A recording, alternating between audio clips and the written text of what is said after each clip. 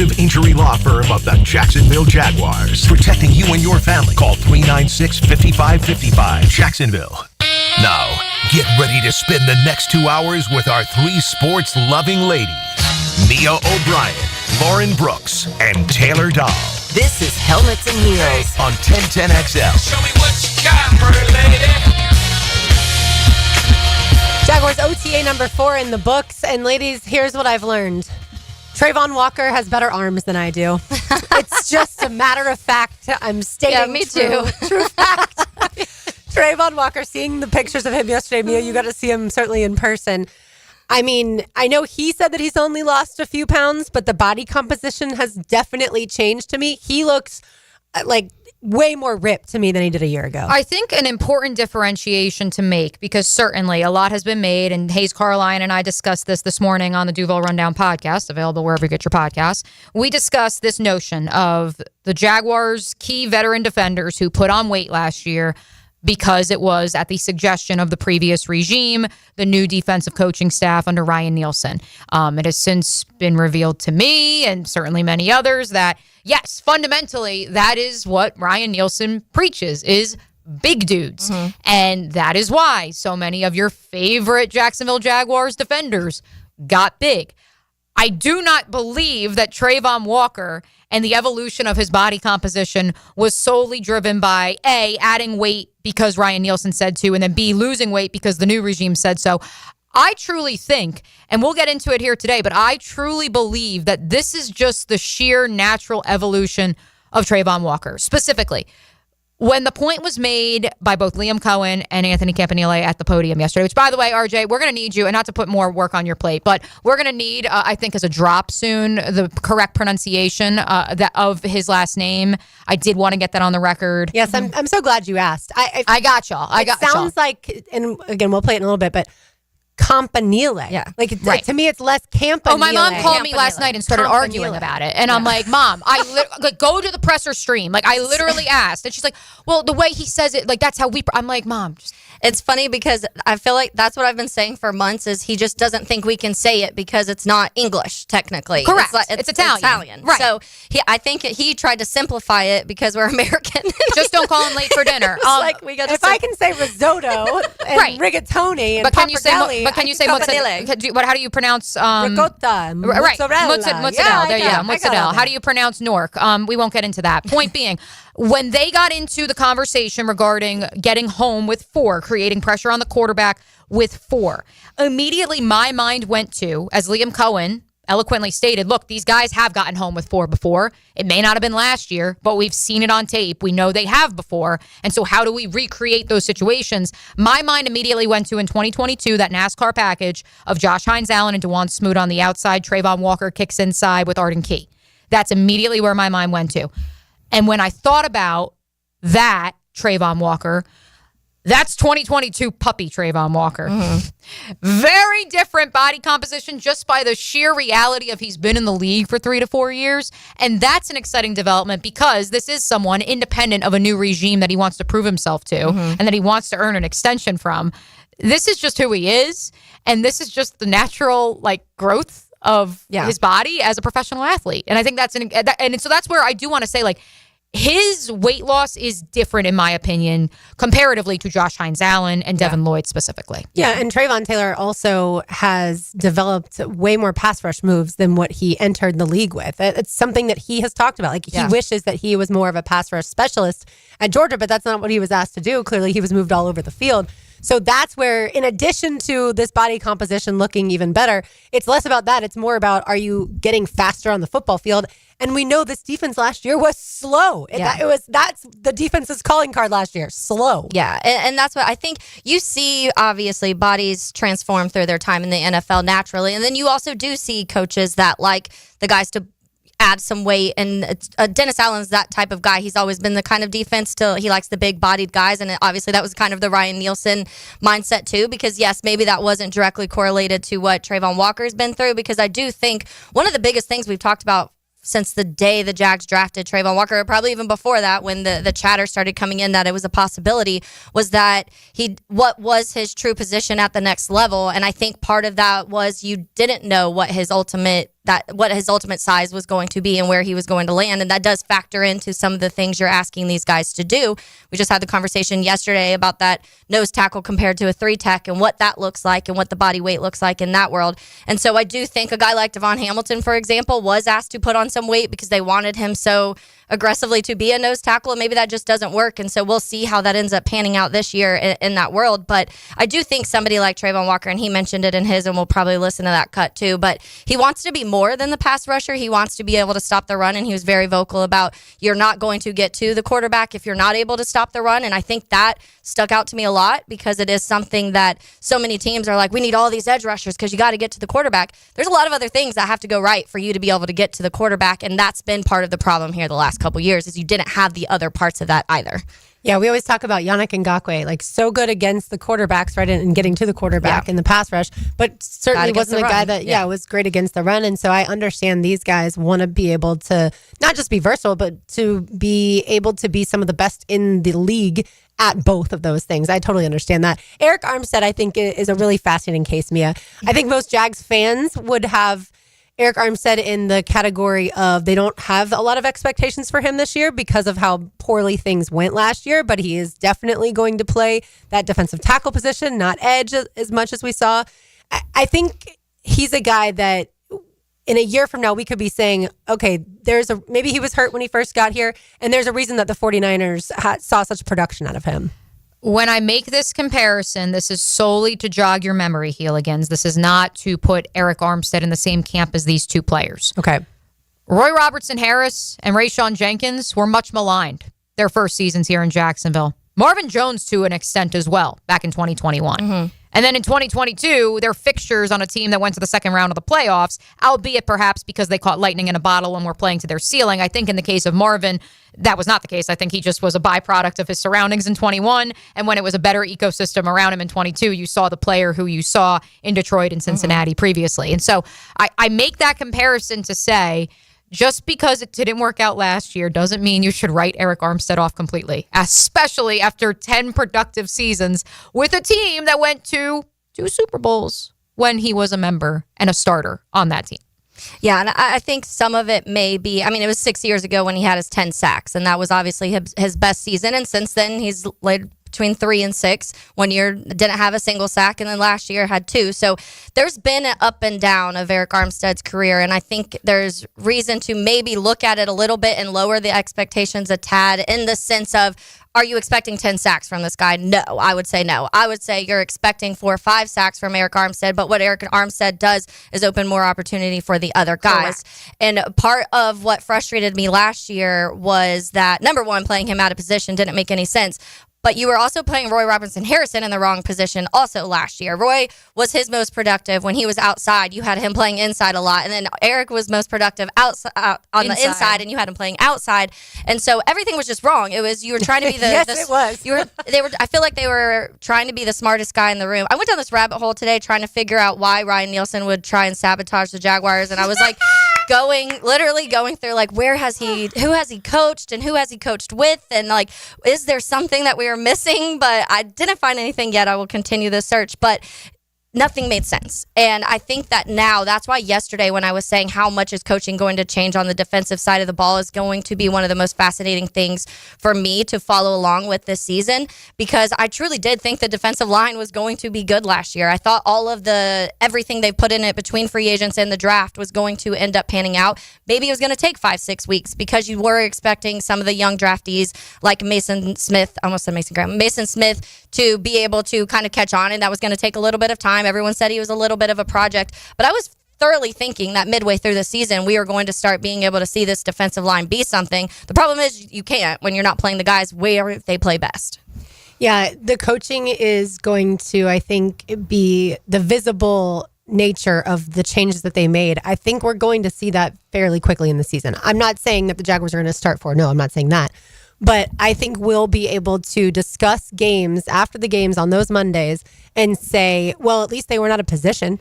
At least they didn't have these communication issues where they literally did not know where to line up and have to have Foye line them up. Like, I think we're going to be past that at least. And again, that's a low bar.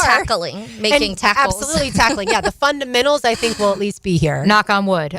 Taylor, to your point, this idea of trying to be the smartest person in the room, that was another takeaway I had from Liam Coen and Anthony Campanile's comments yesterday. This notion of it's not a matter of simplifying, it's just a matter of doing what's obvious and right in front of you. Yeah. And that's where I think perhaps, again, I don't know what was going on in those defensive meeting rooms last year. I don't think much. But and I don't think they were talking to each other much either. But I think that this notion of, were they trying to like outsmart or out scheme? And certainly, some of the commentary that I've received from people who were in the building was, in practice, all these exotic blitzes and schemes were drawn up. And then when it actually came to game day, they couldn't execute it. They weren't even calling it. Oh. And so that's where I think you're going to see, and that's where I like almost want to like say we can't use the word oversimplification anymore, because I think it's just going to be clear and obvious. And that's not to say that the opposition will know exactly what you're running. It's just, okay, Josh Hines-Allen is at his best when he is, I don't know, playing 80% of the snaps. Yeah. I don't know. Eric Armstead had a 10-year career in San Francisco where he earned a second contract and was a top 10, top 20 interior defensive lineman, even if the sack production isn't necessarily at a Chris Jones level. Let's maybe not have Devin Lloyd covering Devontae Adams. Correct. That'd probably be a good idea. Right. Or how about let's go to Devin Lloyd. Let's discuss, since we kind of alluded to him earlier.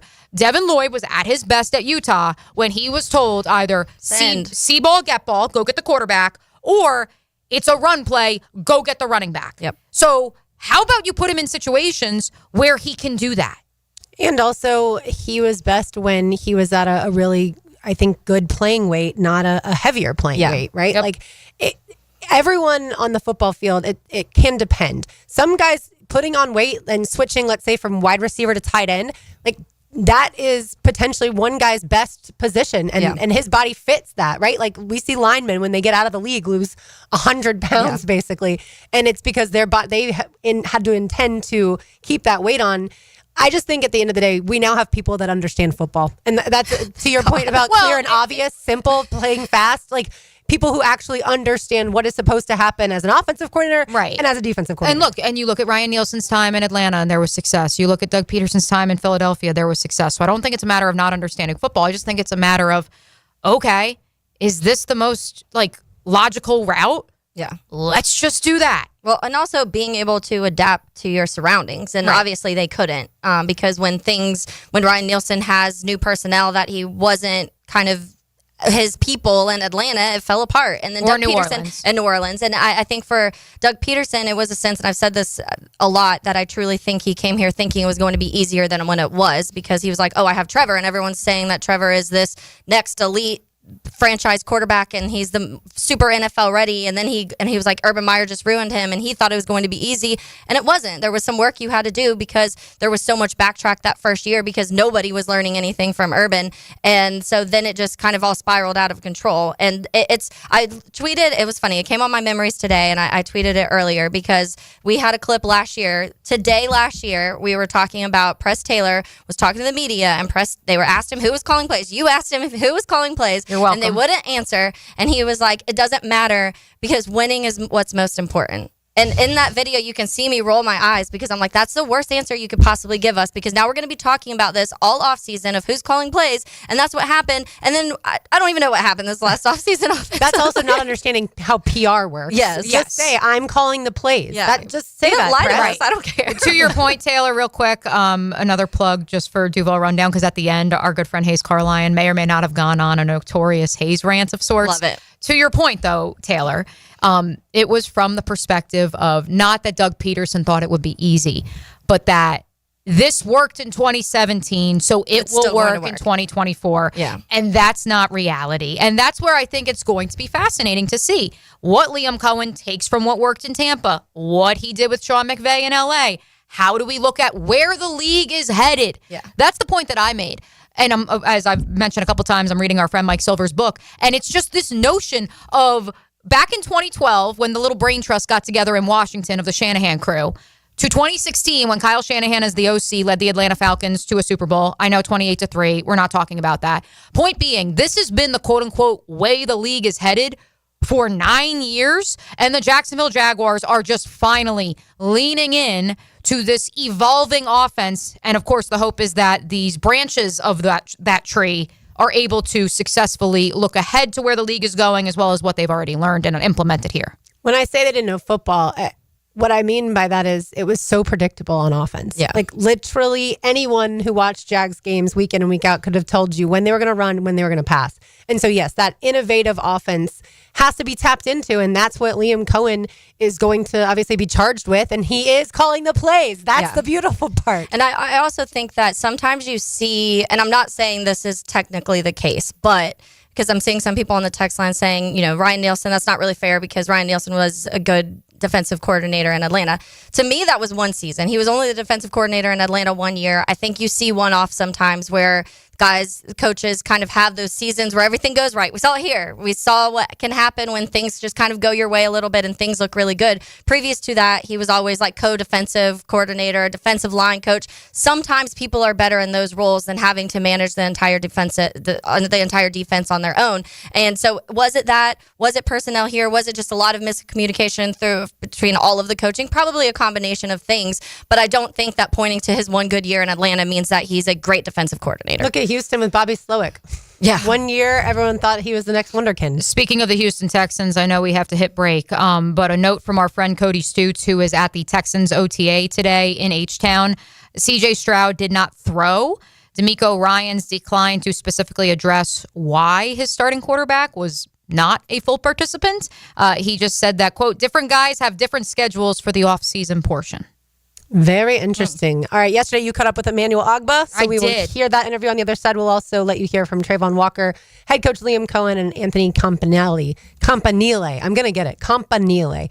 You are listening to Helmets and Heels on 1010XL 92.5 FM. In your car, at home, or on your phone, radio play-by-play is where you are. What a game for the Jacksonville defense. 1010XL, Jacksonville's home for play-by-play. It's May, and that means it's Founders Month here at Sonny's Barbecue. Every Wednesday, we're celebrating with $7 pork big deal served with a sidekick and a drink, or one of our pork and rib combos for just $11. It's our way of saying thanks for letting us be your local pitmasters. So stop in for great deals on the Q you crave. Founders Month specials at Sonny's Barbecue. Local pitmasters since '68. Where does Northeast Florida buy cars? Arlington Toyota. Why Arlington? Selection. Arlington has over 800 new and used vehicles all in one location with everyday low prices. Over 350 SUVs, one location. Over 175 trucks, one location. Over 275 cars, one location. And guess what? There's more on the way. Here's 60 more reasons. Arlington's 60-day exchange program. So simple. If you don't like your purchase, just bring it back within 60 days and exchange it for another one. Here's even more reasons why. You choose a pre-owned 2023 Camry, RAV4, or Tacoma for $0 down and just $388 per month. You can even choose no payments till January 2026. Yep, you heard that right. No payments until January 2026 at Arlington Toyota Pre-Owned. Now you know why you need to buy from Arlington. Shop in person on Atlantic Boulevard, just a quarter mile east of 295, or online anytime at arlingtontoyota.com. Chelsea here from Renewal by Andersen. Before you invite family and friends over for summer fun, treat yourself and your home to new windows and doors from Renewal by Andersen. Renewal by Andersen has a great deal to get you started. We're excited to offer our Window of Opportunity Savings Event. Buy 2 windows or patio doors and get the third 60% off. Plus 0 down, 0 payments, and 0 interest for 12 months. Restrictions apply. Visit bestwindowsflorida.com to schedule your free consultation today. License number CGC 1527613. Summer's here, and you can now get almost anything you need for your sunny days delivered with Uber Eats. What do we mean by almost? Well, you can't get a well-groomed lawn delivered, but you can get a chicken parmesan delivered. A cabana? That's a no. But a banana? That's a yes. A nice tan? Sorry, nope. But a box fan? Happily, yes. A day of sunshine? No. A box of fine wines? Yes. Uber Eats can definitely get you that. Get almost anything delivered with Uber Eats. Order now. Alcohol in select markets. Product availability may vary by region. See app for details. Helmets and Heels. Kingfish Pest Control Wednesday. Hey, Hicken here. So much of what makes us a family takes place in our homes. That's where Zero Res comes in. I love Zero Res, and this month get Zero Resified from Jacksonville's #1 carpet and air duct cleaner with May Mayhem. A 3-room special starting at $149 plus the 4th room is free. You owe it to yourself and your family to breathe healthy, happy, and clean. Call Zero Res 28757 or go online at zeroresjacksonville.com and say you want the Hicken special. Zero Res, spell it forwards or backwards. It's the right way to clean.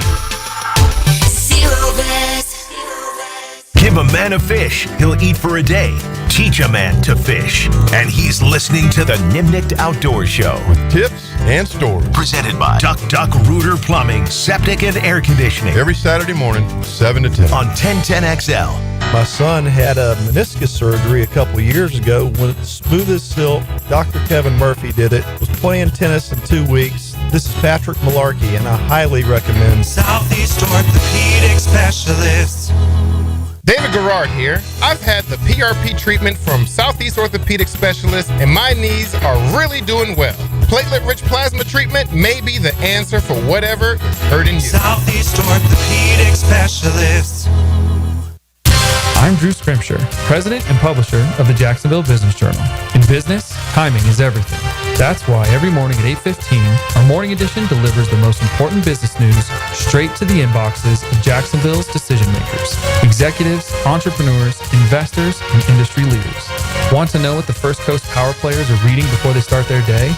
Join them. Subscribe today to the Jacksonville Business Journal Morning Edition at bizjournals.com/Jacksonville. Attention business owners and property managers. Hurricane season is right around the corner. Is your property ready? Call the pros at Duck Duck Rooter for expert storm drain cleaning and hydrojetting. Our powerful VACCON truck clears the way so your drains flow freely when the rain hits. Call 904-862-6769 today to schedule your service and protect your property before the storms start rolling in. Duck Duck Rooter, your trusted name in storm drain maintenance. Visit us at duckduckrooter.com. We are a proud partner of the Jacksonville Jaguars.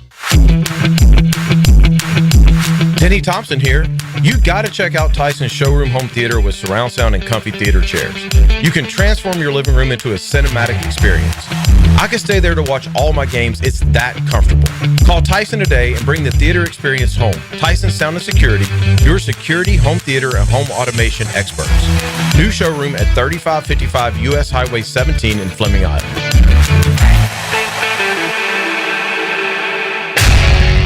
Lauren Brooks here for Terminix. Did you know that mosquito bites could lead to heartworm for your dog or cat? When mosquitoes show up, pet parents want them gone. Terminix takes mosquitoes down fast, just like they did at my house for our pup. Terminix knows that pets are part of the family. They do what it takes to help protect them. When mosquitoes show up, so does Terminix. Don't live with a mosquito problem, Terminix it.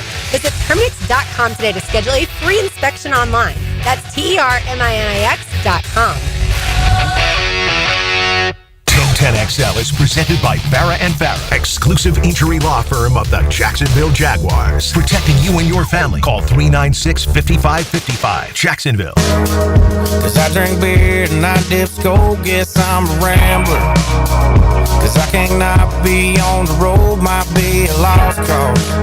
Before we get to Emmanuel Ogbah, have y'all made it through the entire new Morgan Wallen? I have not yet. Album? I really need to dedicate some time to Morgan. I haven't.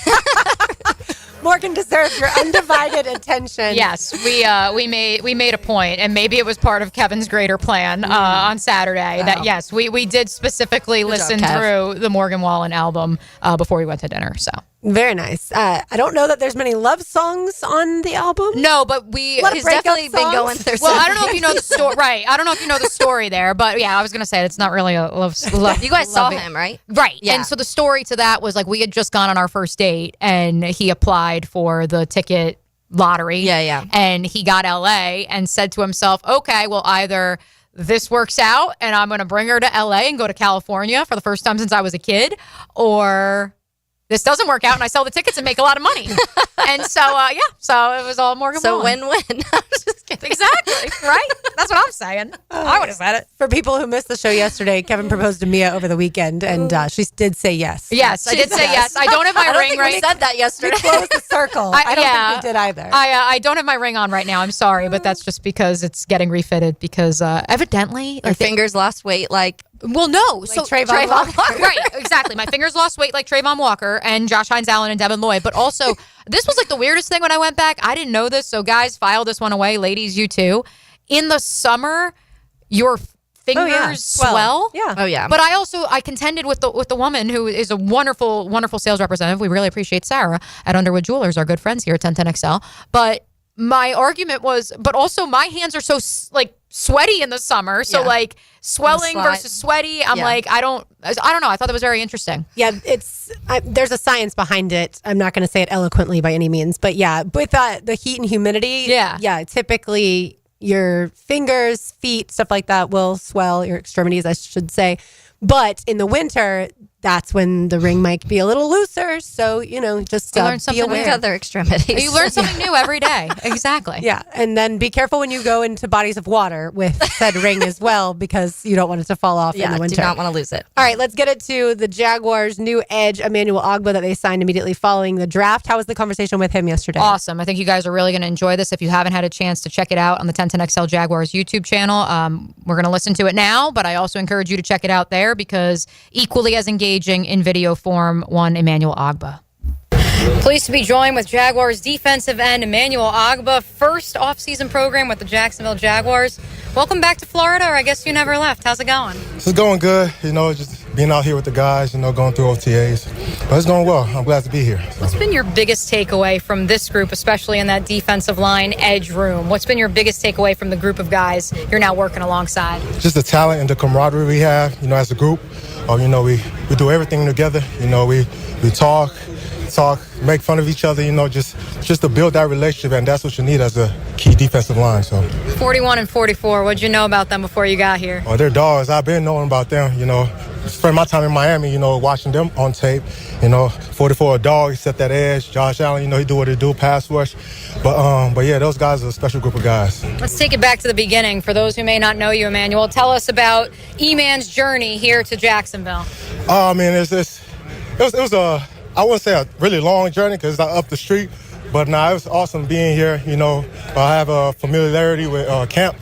So, he talked to me during the offseason. He said, hey, man, I'd like you to join our group, that good relationship with Cam. I said, I got you, man. Let's do this. Let's make it happen. So I'm happy to be here. So. Yeah, that's been a connection. I know a lot of people have speculated whether or not you knew Camp. Oh, you knew Camp all right. What is Jacksonville getting in their new defensive coordinator? Oh, energy, toughness, and, a great football knowledge. He's going to go out there and give it his all. He brings that energy if you're down, he's going to pick you up. That's the type of coach he is. Family-oriented.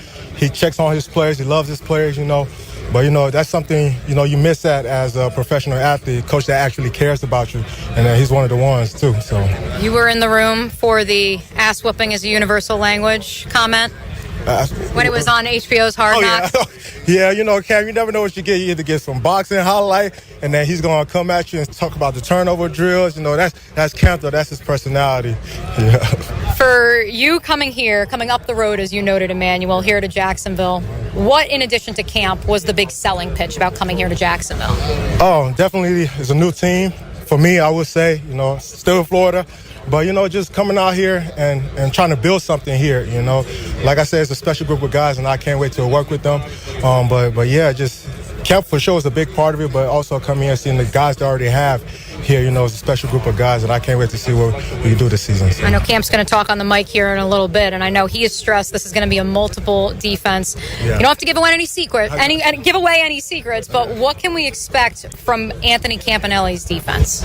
Oh, stopping the run, get after pass rush, but that toughness, he's going to bring that toughness for sure.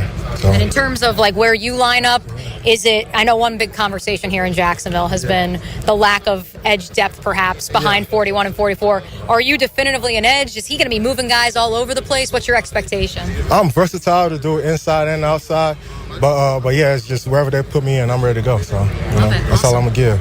One fun fact that was pointed out to me. Yeah. Did you know that you were once traded for Eric Murray? When I first got here, that was the first person I talked to. Hey, we were traded for each other. I ended up with the Chiefs. I won the Super Bowl. Yeah, Cleveland. But nah, I knew it was a special reason. I knew we were here for a reason. I know God doesn't make any mistakes, and He knows why we're both here, and I can't wait for the season. So. Last one from me, E-Man. What's the most fun you've done outside of football since getting to Jacksonville? That's the thing. I haven't really done much. I'm still moving things over here, so I haven't really had a chance to really explore Jacksonville, but I'm getting to it, though. I'll get back to you on that one. Are you a beach guy, or? I'm a beach guy every off days. I like the beach. I like to relax and chill, but, I haven't really, like I said, made my way there yet. I haven't really explored like that, but I'm getting to it. So. Emmanuel Ogbah, thanks so much for joining. Welcome to Jacksonville. Thank you. I appreciate you. I had to save the Chiefs-Browns comment for y'all. That was a little surprise His little there. giggle was cute. Yeah, I kind of want a Super Bowl. Yeah, he's like, You ended up with the Browns. Yes, sorry, Eric. By the way, I read during hot weather, the body's thermoregulatory mechanisms are activated, which increases blood flow to the skin in order to dissipate heat. So your body is doing that on purpose, is releasing more blood flow. That's why it's sweaty, too. Right. And so because that's how you dissipate heat. So there you have it. Oh, well, There it learn is. something new every day. Exactly. So it's funny, going back a little bit, tying this Ogbah interview in with what we were having, the conversation we were having the last segment, when we were talking about the kind of chaos of last year and people playing wrong positions and things like that. What I've noticed this year of how they address the new from free agency to in the draft of guys that they brought in to add, they got true versatile players, which I think makes way more sense than what the Jags had done previously. They brought these guys or they brought these guys or drafted guys that you felt like, okay, this is what they did all of college, or this is what they did at their former team, but we want them to do this. And so it was too much. It was too much to try and do in one season with multiple players at one time. When you look at somebody like Ogbah, he's played that, which when we talk about the differences of it, but like outside linebacker technically is what he was classified in Miami last year. He's played nose tackle. He's played defensive end. He's played all over the defensive line. And I think that's beneficial because when you're bringing a player in who has experience at multiple different positions on the defensive line and on the defense in general, that brings so much. You can be more creative with what you're asking him to do. And so I do think they were very strategic, and obviously him being familiar with Coach Camp makes sense to me. Of Coach Camp probably saw how versatile he can be and how many spots he can play, and adding that to someone like Travon Walker, who can also kind of be in that world too, and multiple other players probably if you do it the right way. I love this signing. Ogbah is probably my favorite one I've seen in a few years, honestly. Come here to Jax. And they love that with the offensive line, too, like we've talked about. Guys, I mean, Jonah Monheim has played, who they drafted, has played all 5 positions. We know Wyatt Milam has played more tackle, but he's going to be asked to play guard, so there's that versatility. Certainly, the other guys along that offensive line have been asked to play. Walker Little has been asked to play both tackle and guard, at least in practice. And in games, too. Yep. Mia, when it comes to the overall tempo at these OTAs, have you noticed a difference between last year and this year? Yeah, and that's something that I know Hayes commented this morning to me. He was like, at this point in time, that's all you can really glean. Like, you can't glean, and Liam Coen, I know, has echoed this as well, who's winning the battle in the trenches, because it's not full go, it's not in pads. And so outside of 7-on-7, if you may, simulation in terms of the speed of the DBs and the wide receivers, what can you glean? Well, you can glean, are they getting in and out of drills quickly?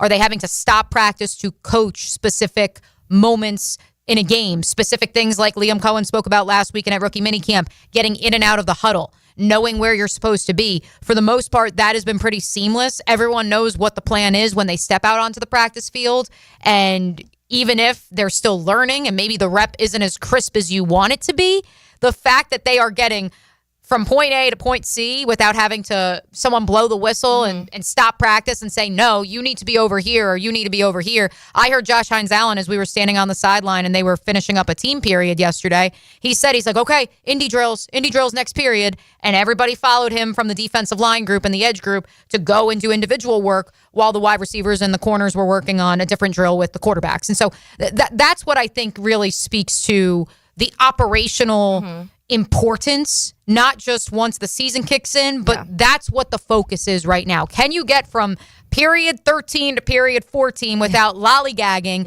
and without, I don't know where I'm supposed to be and what field I'm on? Yeah, well, that's where the functionality of everything will start. Yeah, you have your installs, and then the more you go through that and you have these guys out in the 100-degree temperatures, you see how quickly they're processing all of that and putting it all together. And so obviously the young guys, it's going to take them a little longer, but those veterans like a Josh Hines-Allen should certainly know where he wants or where the coaches want him to go. All right, when we come back, we will keep it on the Jaguars. We have made it, by the way, 33 minutes in today's show, almost 34. We have not said the name Travis Hunter. I think that might be a record since he was drafted. So we've got more to do on the other side. You are listening to Helmets and Heels on 10 to Next on 92.5 FM. He went head-to-head with Reggie White and Derek Thomas. I like this kind of fighting! But can he handle Joe Coward and Matt Hayes? Let's go! Break you down! Come on! Woo! Leon Searcy on XL Primetime. That's what I'm talking about. Afternoons 2 to 4 on 1010XL. It's tune-up time, and Florida Home AC, the official AC partner of the Jaguars, wants to partner with you for a cool summer season. Tune up your AC unit right now so it's running at peak performance when you need it most. Just call 777-4300 and order a tune-up for just $59. Keep your unit humming at optimal level. Log on to FloridaHomeAC.com and take advantage of their savings. Keep cool with Florida Home AC. That's 777-4300. Hey guys, Taylor Dahl here of Helmets and Heels. I swung by to visit the gorgeous new Kia on Atlantic yesterday. Absolutely gigantic, all the state-of-the-art technology on that service and mechanical side, and a whole packed lot of new Kias. You may not think the car dealership is cooked, but this one is super cool. You may not think it's cool, but it's super cool. This Friday, you can come see it and us, Helmets and Heels, for a live broadcast noon to 2. Tons of giveaways, Jaguars tickets, concert tickets, and auto service giveaways. Just swing by and check out the new Kia on Atlantic near Kernan. You can't miss it this Friday, noon to 2.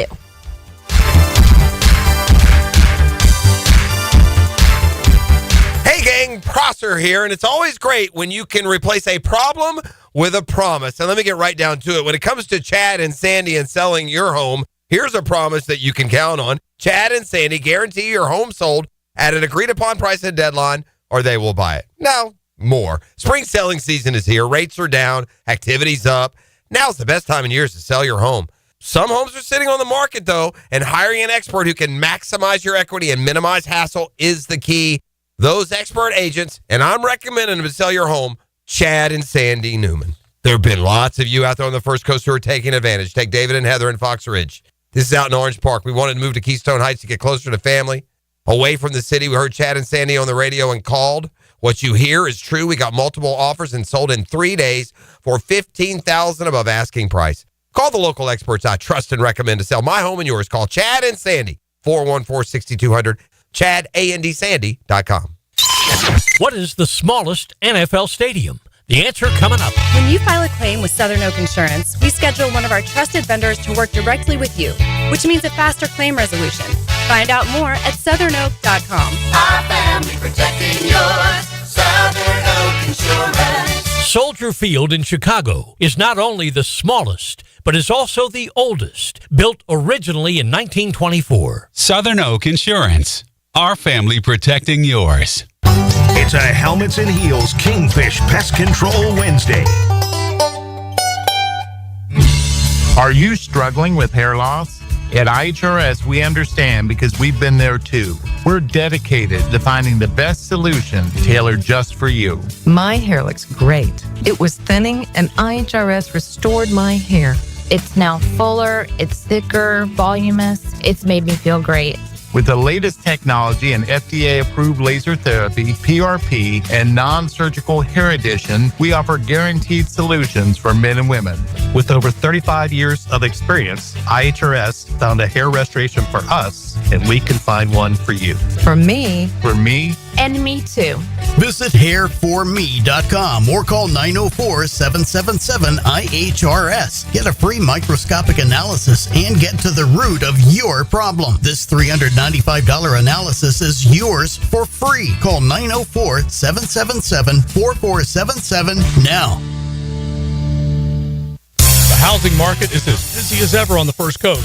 And if you've moved in or moved on, make sure you have a team of trained electricians ready to help. American Electrical can make sure you're up to date electrically and maximize your living experience. Smart home automation services, home theater systems, outdoor and dock lighting, and backup generators. American Electrical can do it all. a team you can trust with highly trained technicians ensuring you have the best living experience.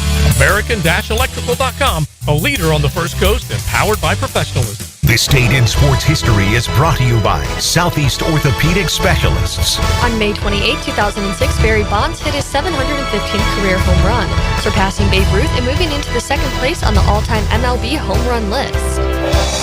Hi, I'm Sean Monahan from Monahan Jewelers in Atlantic Beach. Since 1977, we've been Jacksonville's local family jeweler with a beautiful selection of fine jewelry and certified diamonds. But we're also Jacksonville's leading buyer of gold and silver and diamonds from the public. Gold has recently hit an all-time high at almost $3,000 per ounce. Pay bills, buy something fun. Now is the time to sell your gold for cash and get top dollar or trade it in for a new piece and get even more value at Monahan Jewelers in Atlantic Beach. Mia here for my friends at Closets by Design. It's been a few months since they built my custom closet. Even my family is obsessed. And with Father's Day right around the corner, why not surprise Dad with his own custom garage workspace? Tool storage, workbenches, the whole works. Closets by Design creates custom solutions for every space, lifestyle, and budget.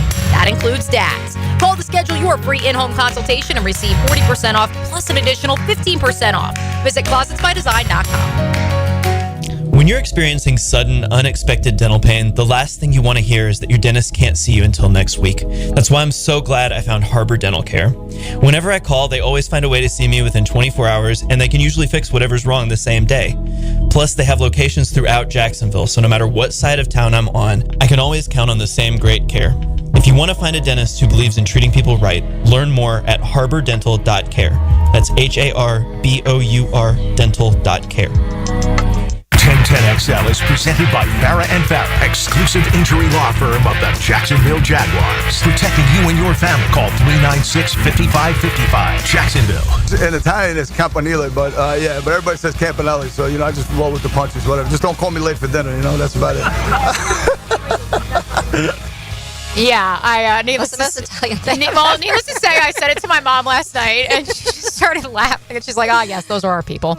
And I was like, "Yep, nope, probably some sort of distant relative on the Mole side." Although, because that was what my mom also joked about. She's like, "Man," because I did get a chance to speak with Coach Camp because we do have a lot of mutual friends from our time in New Jersey, as I've mentioned before, and so we were talking afterwards. And I told my mom, and she goes, "Yeah, but also he knows your name is Mia O'Brien. He's probably like, how is this girl an Italian from New Jersey?" 50 Gaelic, 50 Gaelic. How does that sound? So, my mom is 100% Italian and 100% North Essex County in North Jersey. So, for those of you who are looking for the clarifier on my Italian credentials, there you go. The O'Brien side is 100% Irish too. I have nothing else in me. I apologize. I am as straightforward as it comes. What do they call it in Harry Potter? The pure bloods, the half bloods. Yeah, that's me. Half blood princess. Not me.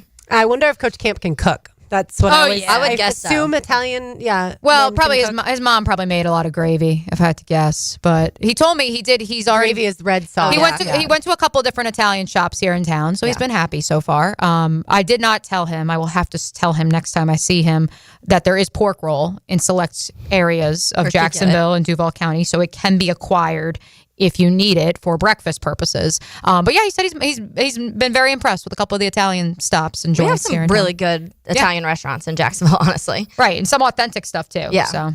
Absolutely. All right, well, speaking of Coach Camp, here he is discussing the two edge guys, of course, standout guys like Josh Hines Allen and Travon Walker. Just really excited about those guys. I mean, obviously their ability to rush, but they've done a really good job in the run game to this point too. Their technicians and their D-line coaches have done a great job with them to this point. So I'm really, really pleased with their effort. And they're great guys too, man. They're guys you love to coach, and you can't coach those guys, you shouldn't coach.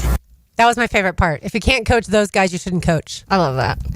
Also, run game. The amount of times, like if we took a shot for every time they said run game during these press conferences, and we'd be having a great time. Right, and that's something that Hayes and I talked about this morning, Taylor. Like taking shots? Yes, that too, at 9:04 a.m. on the 1010XL Jaguars YouTube channel every Monday, Wednesday, Friday. No, this idea, and I don't know where it came from, but I get a text last night. I'm recording the women's basketball podcast with, of course, Mitchell Northam of SB Nation, and I get a text from a friend of mine who goes, "So Trevor really looked that bad at OTAs?"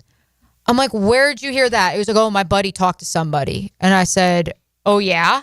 He's like, yeah. Well, he claims to have a source. And I was like, Because he's thrown a couple interceptions so far through OTAs. Right. Well, Josh Allen also throws interceptions. We've discussed that. We want more touchdowns than interceptions, obviously, 2-to-1 ratio. But that's where I'm assuming that this person's getting it from, is seeing people report that Trevor's No, this person claimed to have a source. More than that, which I don't know where it's coming from. I don't know where Travis Hunter is overrated is coming from, but it exists on the internet in the metaverse.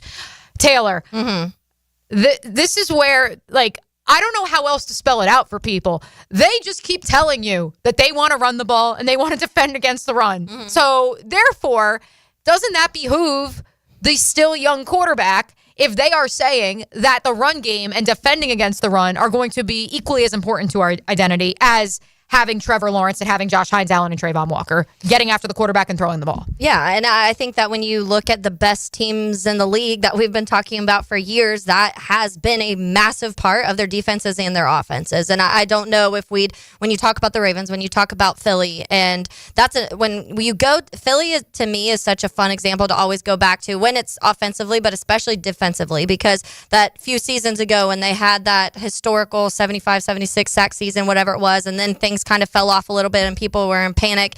Then they fixed everything and they went right back to the Eagles defense that everybody knew they would, but people started questioning it. And so to me, that was part of it. And when I talk about adaptability, and I used that word in the last segment, being able to adapt to the personnel you have and being able to adapt to teams week by week too, because someone made a good point on the text line too of, Travis Hunter, and we've heard the certain situational downs that he's expected to be out on defense, and then, his role he'll play on offense. But somebody was saying, the Chargers are probably going to run the ball a lot more than other teams may run the ball. And so are they going to strategize against that? I would guess so. Plays. Yes. And I think that's an important thing to register, is that these coaches have been very vocal from the time they've gotten here in Jacksonville that they are smarter, but they seem smarter, or at least to this point, of being able to say, okay, week by week, things are going to be different. So we're not going to tell you this is what it's going to look like, because it may not every single week. It's not a matter of being smarter. It's a matter of not living in a vacuum. Yeah. It's living at a 30,000-foot view. This idea of,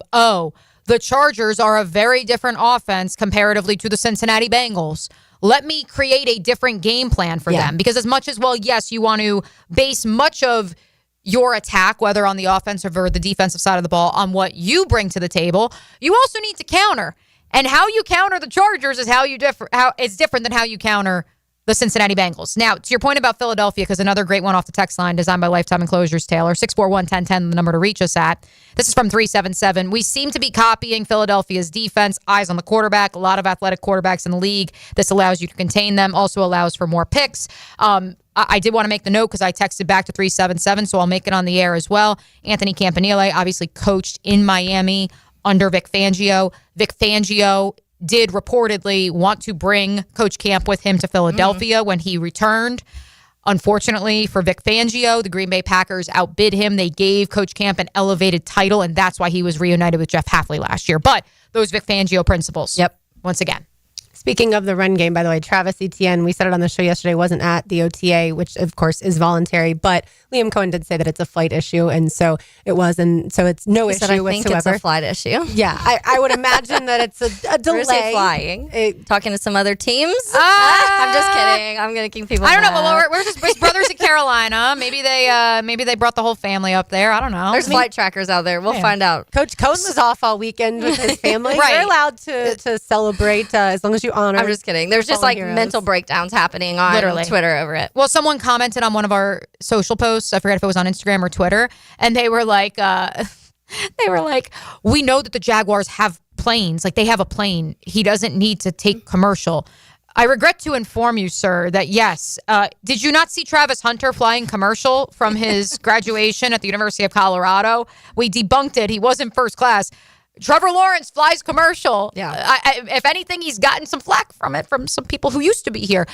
So, yes, they don't always fly private. Yeah. It's not that easy to just, they have a private jet. Not every pro athlete has a private jet. I regret to inform you of that. Peyton Manning's been known to just fly commercial. That man's always on just normal flights. Exactly. And if you haven't checked in on the airline industry this summer, you probably want to, because it's not exactly the most reliable these days. Not exactly. All right, let's get to another one from Coach Camp. One of Taylor's favorite players, Jarian Jones. How's he looked so far? I think he's done a great job the whole camp.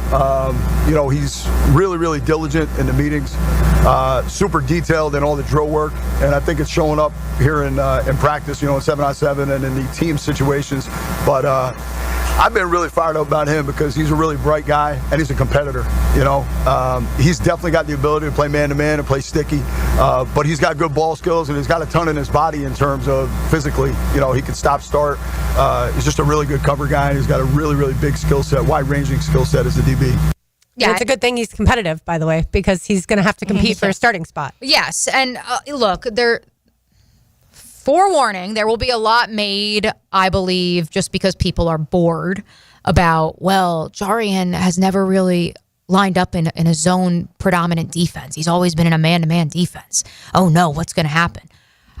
I would just trust the competitive instincts and the fact that this guy is always in the lab and studying, or he's up in Atlanta, like training with other guys on the weekends, in addition to being at every single OTA so far, that at least we know what the attendance was. Like, I would say I would bank on that, as opposed to, he's never been in zone before. He's not going to be able to pick it up. I will say, by the way, they're showing the clip right now. They just showed Saquon jumping over Jarian. Yeah, poor Jarian. I know. I saw someone made that. They're like a Philly fan had that I forget what it's called. There's like colorful tiles that they'll put in windows. And somebody, a mosaic. And it was poor Jarian getting hurdled over Saquon. I was like, in this guy's front of his house. But anyways, I love Jarian Jones. I think that one of the things that it's going to be an interesting just to see how kind of the secondary looks in general, but especially with Jarian. You bring someone in, and obviously he had his best years at that nickel corner spot in college, and then last year had, especially through later in the season, looked really, really good there. But I do think we talked a lot. They played a lot of man last year, and it was frustrating to a certain extent of how much man they were playing because it wasn't working, and we all kept having the same conversation of, it's not working, so you've got to change something. It did start to change a little bit if you look at the numbers from weeks 1 through 6 and post 6, the difference of man and zone that they would play and different coverages they would do in that sense did change, and he looked better. So to me, I would kind of maybe say go back and look at some of the later games at what they were doing defensively, because they did have to cut down a lot on that man coverage because it just nobody could do it. And so we know he can do that because that's kind of been his wheelhouse, especially in college. But I do think if you look at later tape, you can see Jarian can do a little bit of everything. My thing is, and I'm excited to see it, but you're also seeing him kind of now focus on that zone, but also outside corner. So it's two things that he's trying to have to kind of compete and do at the NFL level that he really hasn't done a ton. But I think he is a competitor. And you guys talked to him. We talked to him in the hallway, and he's one of the most vocal guys about what wasn't working last year and what needs to change, and how confident he is in himself of being able to do those things. Yeah, and really good coaching will help him along in all of those ways. A couple more from Coach Camp. Mia caught up with Emmanuel Ogbah yesterday. Here is Coach Camp on him. Yeah, I love that guy, man. He's such a great human being, and if you've had the chance to be around him, he really is. He's a great guy. Super competitive guy, but a technician, like on the field, run game, pass game. He's been great for a lot of our younger players too, because he's got not only does he have a great skill set, but he's really got a wealth of knowledge and has had a ton of success in his career to this point, and knows a lot of stuff that we're doing in the system. So yeah, I love Og. I was really, really fired up about getting him here, and I'm happy he's here. And hear how excited he is. Well, and then it was hilarious to me because in case you missed my interview with Emmanuel Ogbah, it's available on the 1010XL Jaguars YouTube channel. And it was just so funny because when I asked him about Coach Camp, he lights up and he's like, oh yeah, he was working on me, trying to get me up here. And so they're both trying to hide the fact that he was semi-recruiting him. Yeah, we live in an age of the transfer portal, folks, and this is professional sports. You can very much recruit behind the scenes. That's what makes the best teams, is already having that previous relationship and great rapport, which clearly those two gentlemen have. As long as it's not illegal tampering, then it's no Kirk Cousins situation. And finally, here's Coach Camp on Travis Hunter, and is he good? I think he's pretty good. Yeah, fired up to have him out there, and he did a very good job, getting out there, and he's done a great job with Coach Milas and Coach Lascari, a couple of the other coaches on staff, just spending time, and he's doing extra every day, so I have a ton of respect for everything that he's done to this point. And there you have it. Taylor, tell everybody where we will be on Friday. Yeah, we are going to be at Kia on Atlantic. It's I went there yesterday. It truly is amazing. I walked in and it is massive. They built it from scratch. And I was also asking because there's 1 million cars already in the lot. And I'm like, how did you guys get all these cars down here? Thinking maybe, a big semi. Nope, they drove. The entire staff drove all the cars from the old Kia, which was on Southside, formerly known as Kia on Southside, down to here. But the building's incredible. A lot of cool, which I'll update you throughout the week on some of the fun little things that they do in building when it comes to car mechanical stuff, the sales they have on the cars, things like that. But we'll be out there and we have a ton of stuff we're giving away. We have Jaguars tickets to the home opener we're going to be giving away. They're giving away 2 set of tires to Kia owners. So if you are a Kia owner already and you swing by and you come see us and check out the shop, you have a chance to do that. They're giving away free oil changes, free alignment. So a lot of stuff. Obviously, we'll be there noon to 2. So swing on by. That's right. RJ is a Kia owner. And RJ, you just got a new car, so I don't know if you need tires and you're off on Friday, but I'm just putting all the pieces there for you. All right, our highlights are on the other side. You are listening to Helmets and Heels on 1010X on 92.5 FM. Children learn a lot about life from sports. Teamwork, discipline, and fair play. Values that can only be passed on by a kind, caring, mature 1010XL. The joys of home ownership. Until the plumbing backs up, the AC goes out, or your septic system decides to act up. The good news? You don't have to call 3 different companies when things go wrong. Just call my friends at Duck Duck Rooter. They're your one-stop shop for plumbing, septic, and air conditioning all under one roof. Whether it's a leak, a clog, or your system just won't cool, they have you covered. Don't just take my word for it, although they certainly have saved me in the past, especially in those hot summer months. Check out their 5-star reviews on Google. I promise you will receive first-class service every step of the way. Give them a ring at 904-862-6769 or visit duckduckrooter.com. Duck Duck Rooter Plumbing, Septic, and Air Conditioning. One call does it all.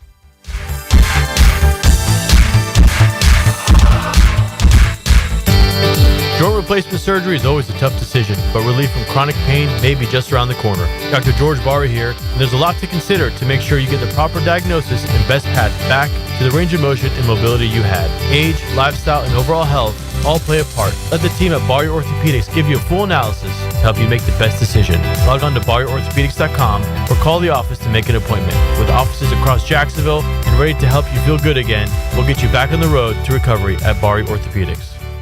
Hey folks, Frank Frangie here reminding you the 4th annual Daly's Walk-Off Charities Golf Classic is right around the corner. We sure appreciate our friends at Daly's, always making it possible, and appreciate so many of you who have played over the years. This year, we're back at Deer Creek Country Club Monday, June 9th at 9 a.m. with tons of prizes, auction items, and an awful lot of fun. You'll even meet some of our young walk-off players. Just go to walkoffcharities.com for more information.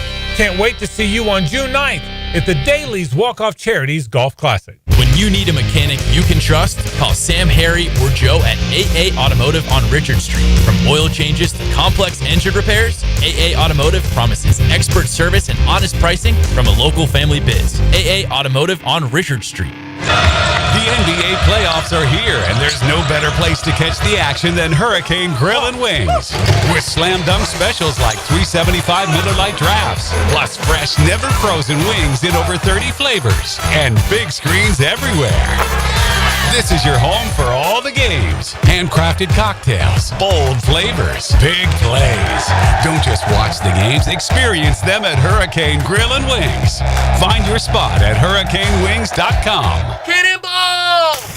Honey, someone's in our pool. Oh, refreshing. John, what are you doing? Oh, hey, Dave. Seeing as how me and the guys at Clearwater Irrigation reinstalled your sprinklers after the pool contractor ripped it out, I thought you wouldn't mind if I took a quick dip. But in a Jaguar print Speedo? Yeah, Dave. My bad. Clearwater Irrigation. We can't sing a lick, but we sure are good at sprinklers. And drainage, too. Kingfish Pest Control Wednesday. Helmets and Heels. If someone you love needs a pick-me-up, then it's time to get serious about it and send them a Coen floral arrangement. Max Fink here with 1010XL. You'll be assured of quality delivery, that's for sure. Log on and order online at CoenFlowers.com. Are your monthly bills keeping you up at night, wondering how you got so behind? Hey, I'm Roger Moore, CEO of Loan Pronto. I get it. Life is expensive now. Insurance, groceries, cars. And then there's the credit card debt with those obscene interest rates. It's time to regain your financial freedom. And that's what we offer at Loan Pronto, using the power of the equity in your home. We have multiple ways to get you the cash you need, and most clients close in 2 weeks or less, and many don't even require an appraisal. And listen, rates have been plummeting recently. We just locked a homeowner in with an APR in the low fives, saving her over $1,000 per month, and put $10,000 in her pocket. Life-changing money. Whether you're drowning in debt, have a nosebleed rate you got last year, need home improvements, or simply need cash in your pocket, we can help you accomplish this goal in record time. Call us today and get started with no hard credit pull, just a conversation. LoanPronto.com, 904-999-1508. LoanPronto.com. That's LoanPronto.com. Equal housing lender, NMLS 1661781, subject to lender approval, NMLSConsumerAccess.org. With 50 years of fabrication expertise in towing products, the family at Cannons of Jacksonville can repair or install precisely what you need to tow with confidence. Visit cannonsofjacks.com, where quality and customer satisfaction collide.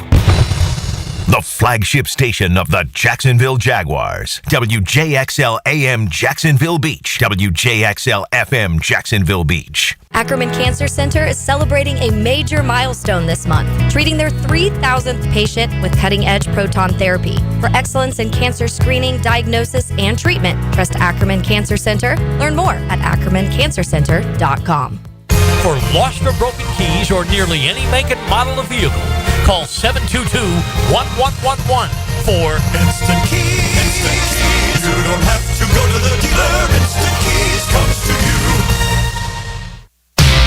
You're shrimping a bag. Baseball is back. Jumbo Shrimp Baseball at the newly renovated 5-Star Ballpark is your home for affordable family fun.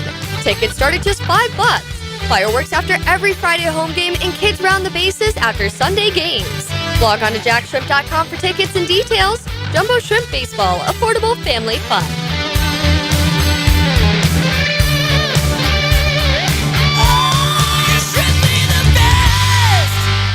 David here with Royal Pest Services. Man, don't let your yard be torn up by that heavy aeration machine this spring. Visit RoyalPestServices.com to learn more about our granular aeration.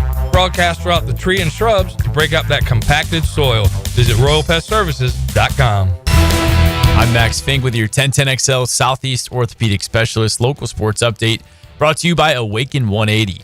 In Carlsbad, California yesterday, the Florida Gators men's golf team season came to an unfortunate close. It was a long 36-hole day for the Gators with an early-on quarterfinal matchup against Texas as the Gators won 3 matches in a row thanks to senior Ian Gilligan's clutch-winning par putt on the 18th to advance them to the semifinals against Virginia. That putt also put Gilligan into the top 4 in the PGA Tour U rankings, earning him a Korn Ferry Tour membership. Unfortunately, the season came to a close later on due to a 3-0 loss to the Virginia Cavaliers. Although it was a disappointing finish, the program's in a great spot as they reached their second national semifinal in 3 seasons and their 5th straight trip to the NCAA National Championship. It's 89 degrees at 101, time and temp, brought to you by Bueller Air and Plumbing. Stay cooler with Bueller. 1010XL is presented by Farah & Farah, exclusive injury law firm of the Jacksonville Jaguars. Protecting you and your family. Call 396-5555. Jacksonville.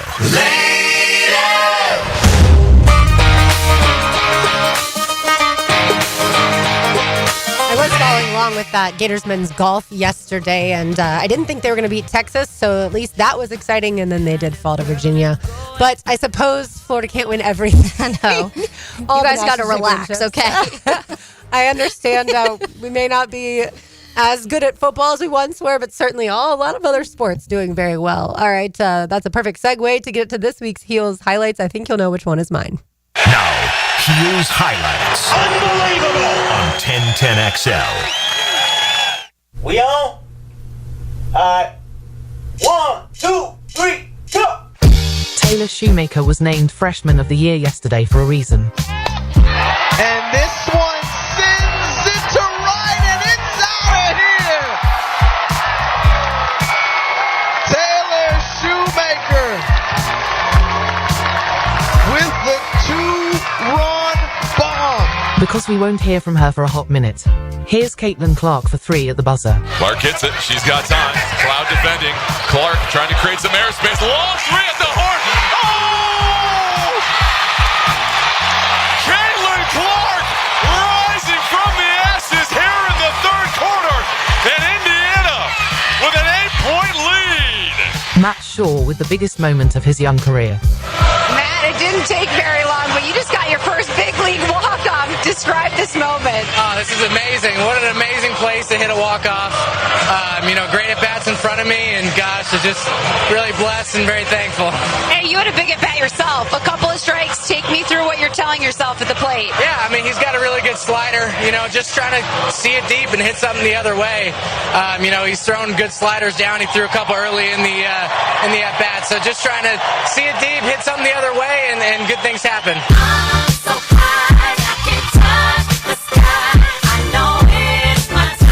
I said you'd know mine. I think we know all of you. Yeah, I think they were all fairly easy this week. I went with Gator softball because Florida plays again tomorrow to begin the Women's College World Series. That game was from this past Sunday when Florida beat Georgia. The final score was 5-2. But right then, when Taylor Shoemaker hit that 2-run home run, it put Florida up ahead 5-0. And so that's when I think a lot of Gators fans started to relax there in Gainesville. But Mia, your highlight clearly states we're not going to see Caitlin Clark for a little while. I saw a headline on USA Today Sports that said that's going to be like the worst possible thing for the WNBA.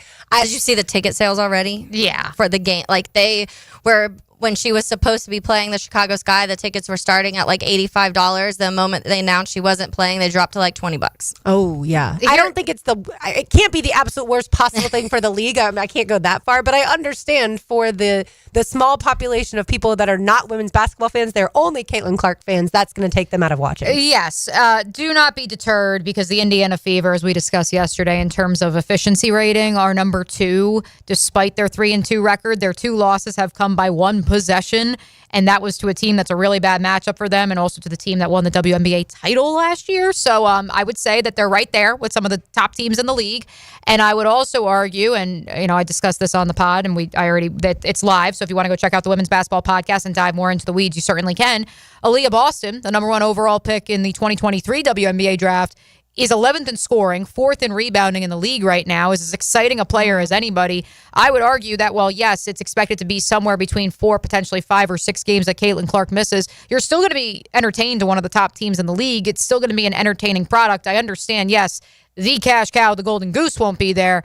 But rest assured, I just saw the post from the Indiana Fever account. She is flying to Washington with the team and will be, at least from what I can see, in the building in Baltimore tonight when they play the Mystics, which stinks for the Mystics in Washington and the W at large because they moved the game out of Washington. They put it in Baltimore because they want more eyeballs for the hometown-ish team, but also because of the Caitlin effect. So I would assume she's still going to be signing all the autographs. She'll still be there. Obviously, she's not going to be playing.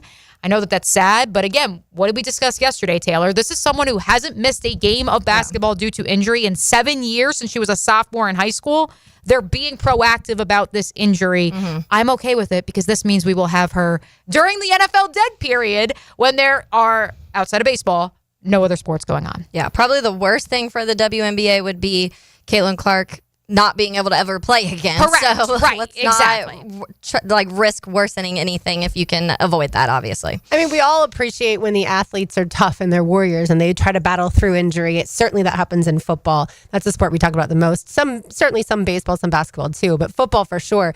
I think at the end of the day, though, yeah, it's way better to have the player available when the season counts the most. Yeah. Like if you need them to take a little break. But yeah, there you have it on that. And then Taylor, Cubs and Matt Shaw. Yes. The Cubs are 13 games over 500. That hasn't happened in 6 years. Wow. So that's really fun right now. It took them 11 innings to beat the Rockies, and that was kind of stressful. I stayed up way later than I wanted to watching May baseball against them. But Matt Shaw, it's been you'll do that when your team is good. Oh, That's the difference. That's why I was laughing because everybody was tweeting about Halliburton and the NBA, and I was like watching Cubs Rockies. But This is one of my favorite things about baseball is the minor league system and how it works, and watching guys, because the Cubs drafted him a couple years ago. This year he just got called up. He had a really rough start to his year. They sent him back down. They just recalled him recently, and since they've recalled him, which I'm trying, I don't honestly know how many games now at this point. I think he's been back for a week, maybe almost 2 weeks. But he's batting .355, 11 hits, 3 RBIs, 6 runs, and walked it off last night to win. And so sometimes that helps. And I think that we've talked about that waiting period of time when it comes to the NFL and how long guys should be able to like sit and adjust and learn and blah, blah, blah. The cool thing about baseball, if it's not working, you can send them back down and be like, calm down a little bit. Let's get all of these basics back together and relax, because sometimes it gets overwhelming. And I've seen it multiple times for the Cubs farm system where they come up, it just doesn't quite work. Honestly, it happened with Chris Bryant, and then you saw how that kind of that ended up turning out for those years after.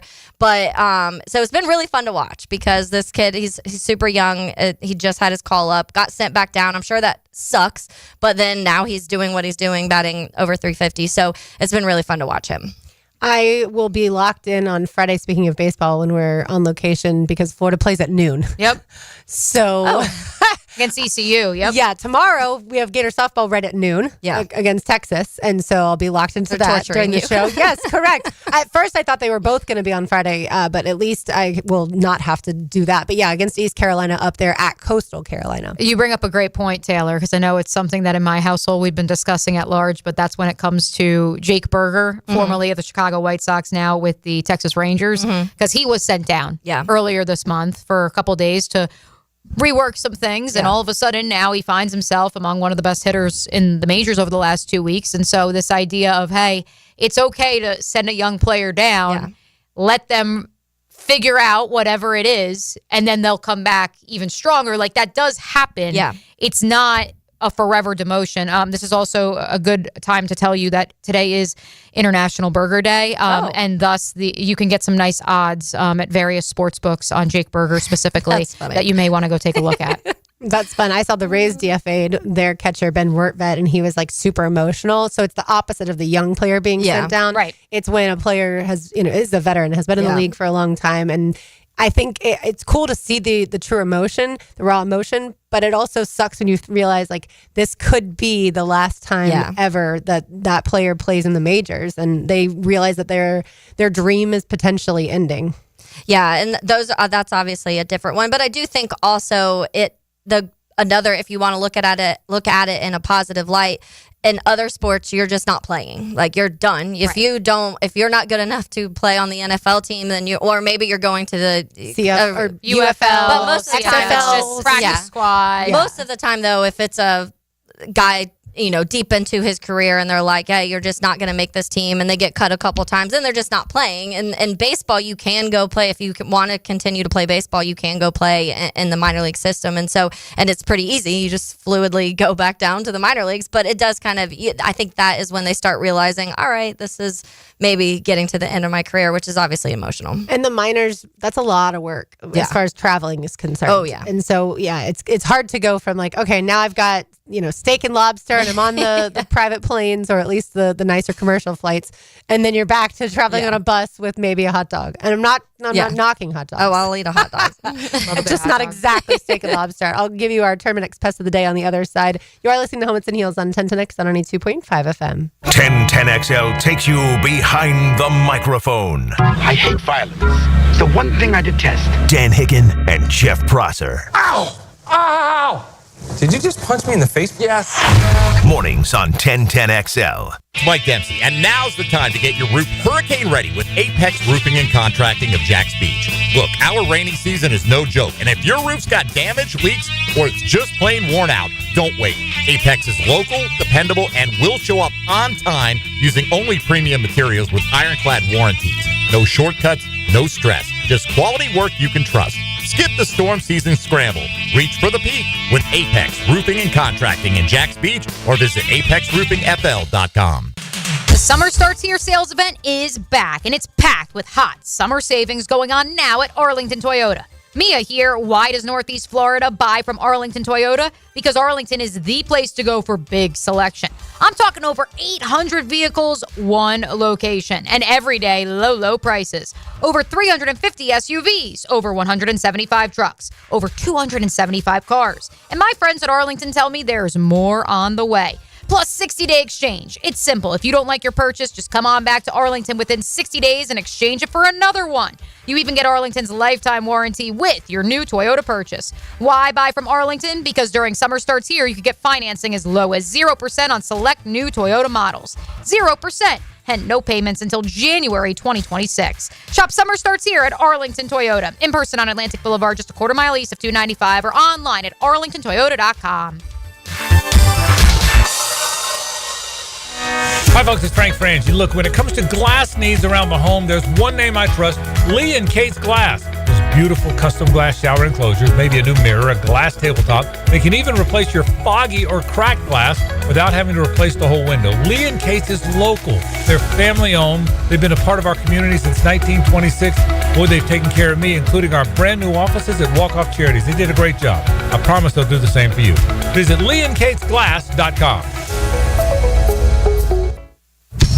It's the perfect day. You're just driving along, listening to your favorite music, the windows down. There's a cool breeze. Life is good. But wait, hold on a second. You're not wearing a seatbelt? You'd better put that on before that... Uh-oh, too late. Cops everywhere are stepping up enforcement, so you'd better buckle up or you will get caught. Sorry to ruin your day. Click it or ticket. Funded by the Florida Department of Transportation. It's Helmets and Heels, Kingfish Pest Control Wednesday. Summer's here, and you can now get almost anything you need for your sunny days delivered with Uber Eats. What do we mean by almost? Well, you can't get a well-groomed lawn delivered, but you can get a chicken parmesan delivered. A cabana? That's a no. But a banana? That's a yes. A nice tan? Sorry, nope. But a box fan? Happily, yes. A day of sunshine? No. A box of fine wines? Yes. Uber Eats can definitely get you that. Get almost anything delivered with Uber Eats. Order now. Alcohol in select markets. Product availability may vary by region. See app for details. Brian and Angela Wall here with Window World. By now, everyone has heard about saving money on their energy bills. There are all sorts of things you can do to cut energy costs, but most people don't think about their windows. But Window World knows that the biggest energy loss in almost every home is the windows. There is more energy loss from old builder-grade windows than just about anything else in your home. You can upgrade your heating and air, your appliances. That's good too. But before you do all that, upgrade your windows to Window World's energy-efficient windows. Window World's windows are easy to clean, energy-efficient, and have the best guarantee in the business. Window World's slogan is simply the best for less, and we mean it. You get great American-made windows, and you get to keep more of your money when you buy from Window World. Need any more reasons to buy your windows from Window World? Call them today and set up your free in-home estimate, or go online to windowworldneflorida.com. Window World, simply the best for less. Thank you for your business. Window World also offers energy-efficient doors.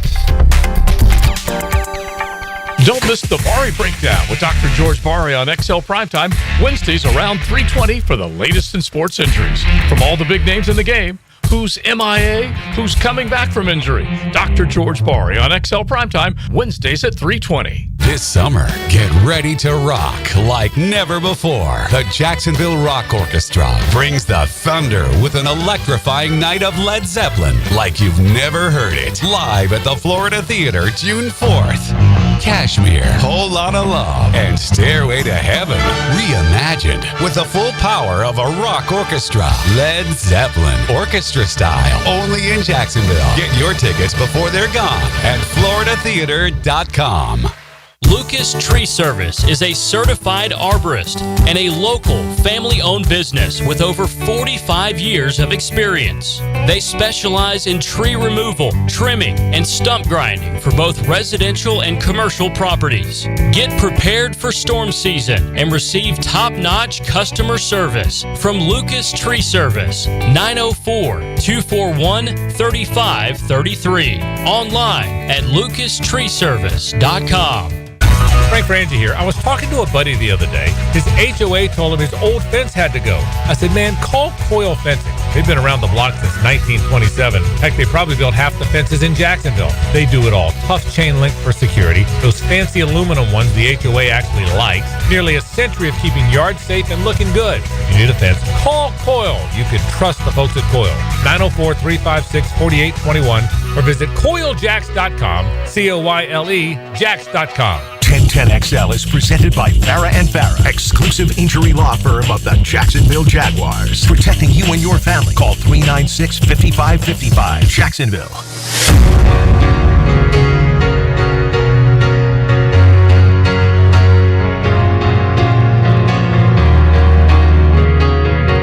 Taylor Delmio, O'Brien, RJ Saunders. I'm Lauren Brooks with you.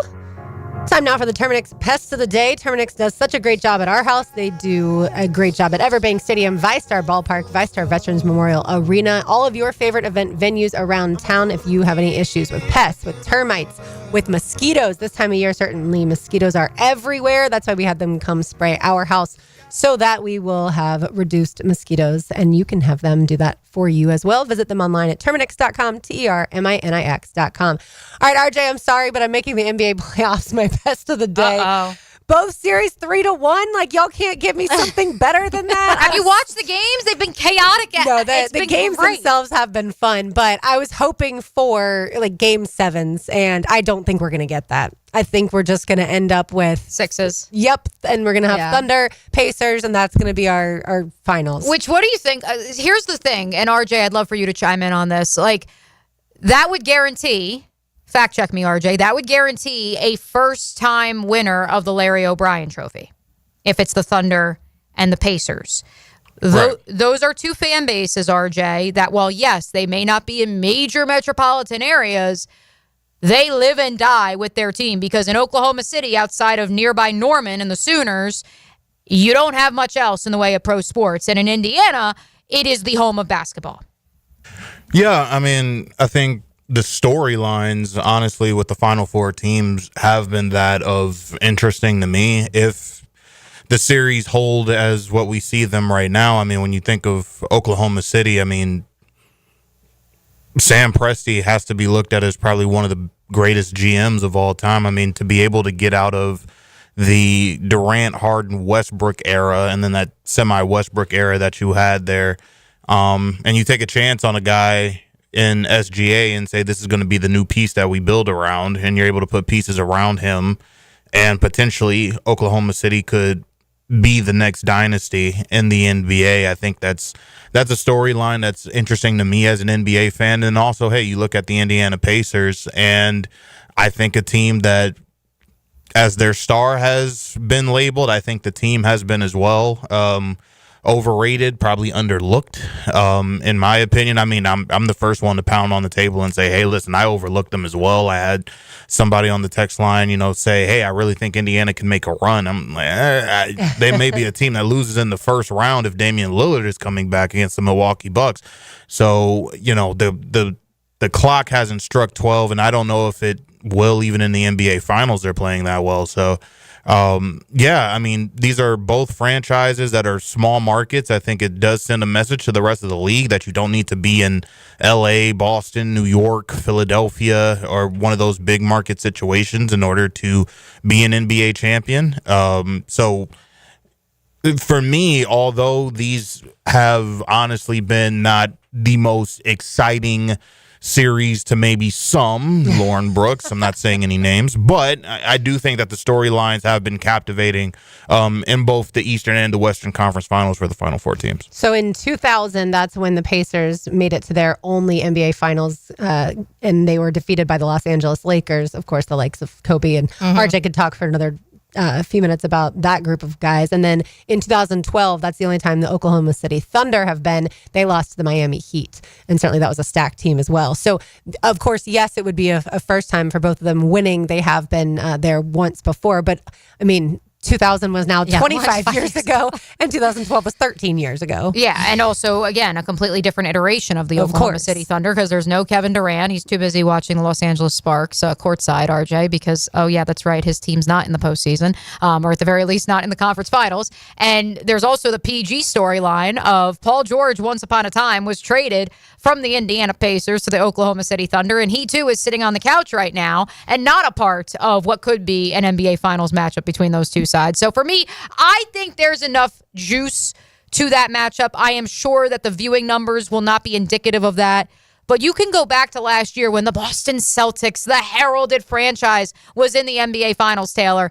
And the ratings were not through the roof. And so this notion of sorry, RJ, the Lakers or the Celtics to be in the finals to make people care, I don't believe that necessarily is accurate, especially when you consider that up to this point, the Knicks and the Pacers have been absolutely chaotic on each of their individual runs to the Eastern Conference Finals. And people are tuning in just because of the great content that the matchup itself and the nature of those two teams and the fact that they keep coming back from down 20, they keep hitting game winners at the buzzer. That keeps happening. I could have made the NHL playoffs the past two. I was about to say, they're both 3-1 too. Edmonton's up and the Panthers are up.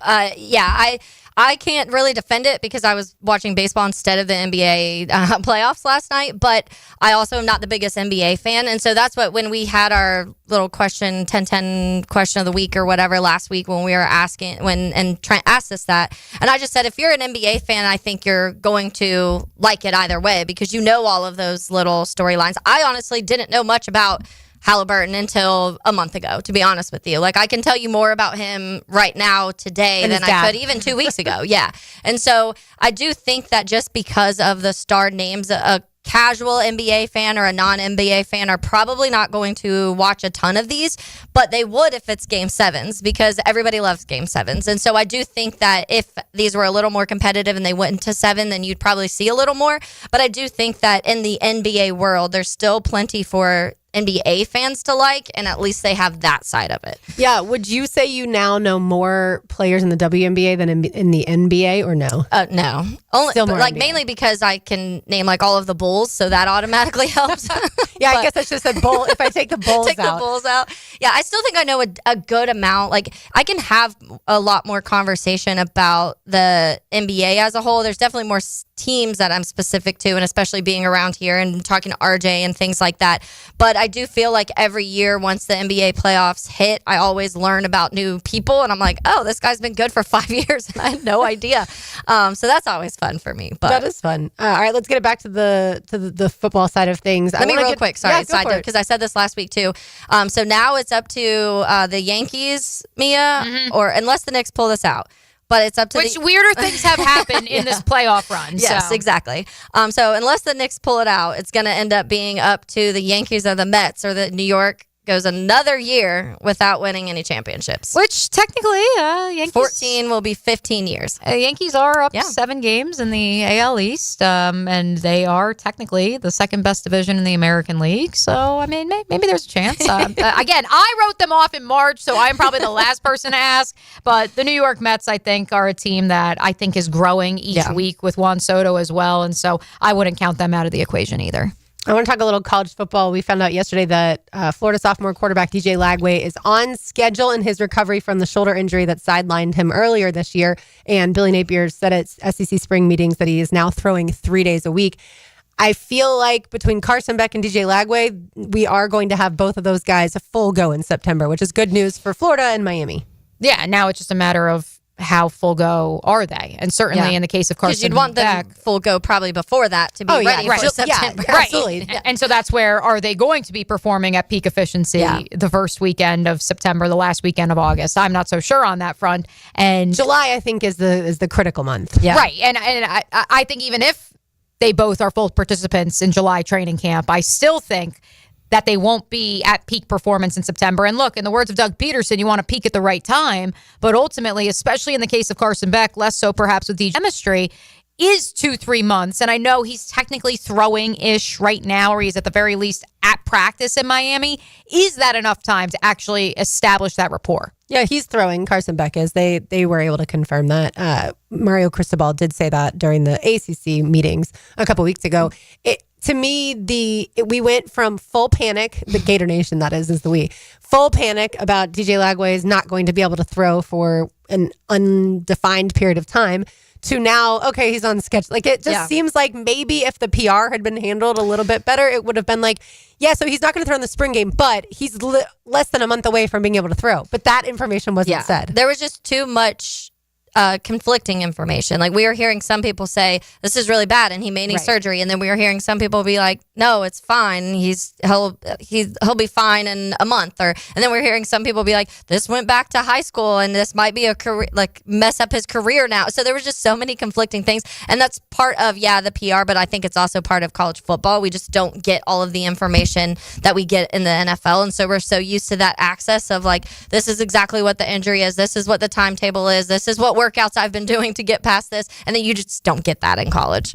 No, you do not, and it would be just guess and panic. Yeah, it would be helpful, but again, they have that information. They just don't have to disseminate it. So it's funny too, because we talk about how well the NFL does their off seasons when it comes to keeping you interested almost every single moment, and because obviously the playoffs now, the Super Bowl goes into mid-February, and then it's the combine, and then it's free agency, and then it's the draft, and then you're in mini camps, and then you're in OTAs, and then it's training camp. There's no moment where you really feel like you're lacking information from there, and college football is just so like secretive and everything, and so I think sometimes they want you to panic about those things because they're like, well, we don't have a lot of other things going on in college football that you have access to, so let's make you all panic about DJ Lagway and if he's going to be ready to throw once the season starts. So you're saying like any publicity is good publicity, even if it's negative when it comes to college football. I would echo that because I even said it this morning in a meeting. I was like, look, I am fascinated. I'm pretty confident that Mario Cristobal, Lauren, will bring Carson Beck to ACC Media Days. Pretty confident in that because he's a 6-year senior. Mm-hmm. Yes, he's a transfer. He's the quarterback, yada, yada, yada. Maybe not. Yeah, he may not because of some of the off-the-field stuff. And maybe because he is new. And again, the right to go to media days is viewed by some coaches as you have to earn it. You have to be a veteran leader.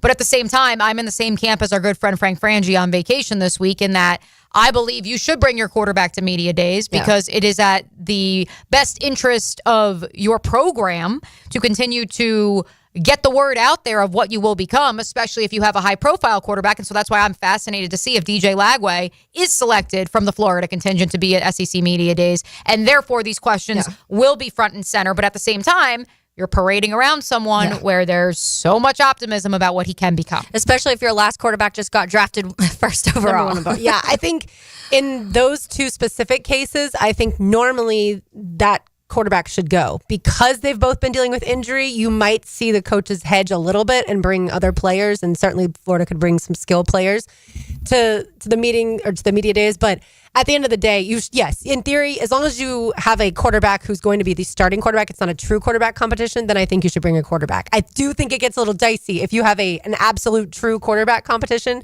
like for instance, Anthony Richardson and Daniel Jones in Indianapolis. Right. I think then it becomes just a little tricky. By the way, I found this stat and I thought y'all would find it very interesting. Transfers from the 2018 to 2021 top 24/7 classes were drafted at a rate of 11.4%. Non-transfers from the same classes were drafted 53.6% of the time. Wow. So the NFL, we don't have enough data yet, but the NFL is looking at it and saying they prefer players that have not transferred. There were interesting 25. Go ahead. So go ahead. There were 25 former top 24/7 recruits drafted from the 2022 class this past April. Only 3 of them were transfers: Travis Hunter, Walter Nolan, Matthew Golden. That's pretty crazy, actually.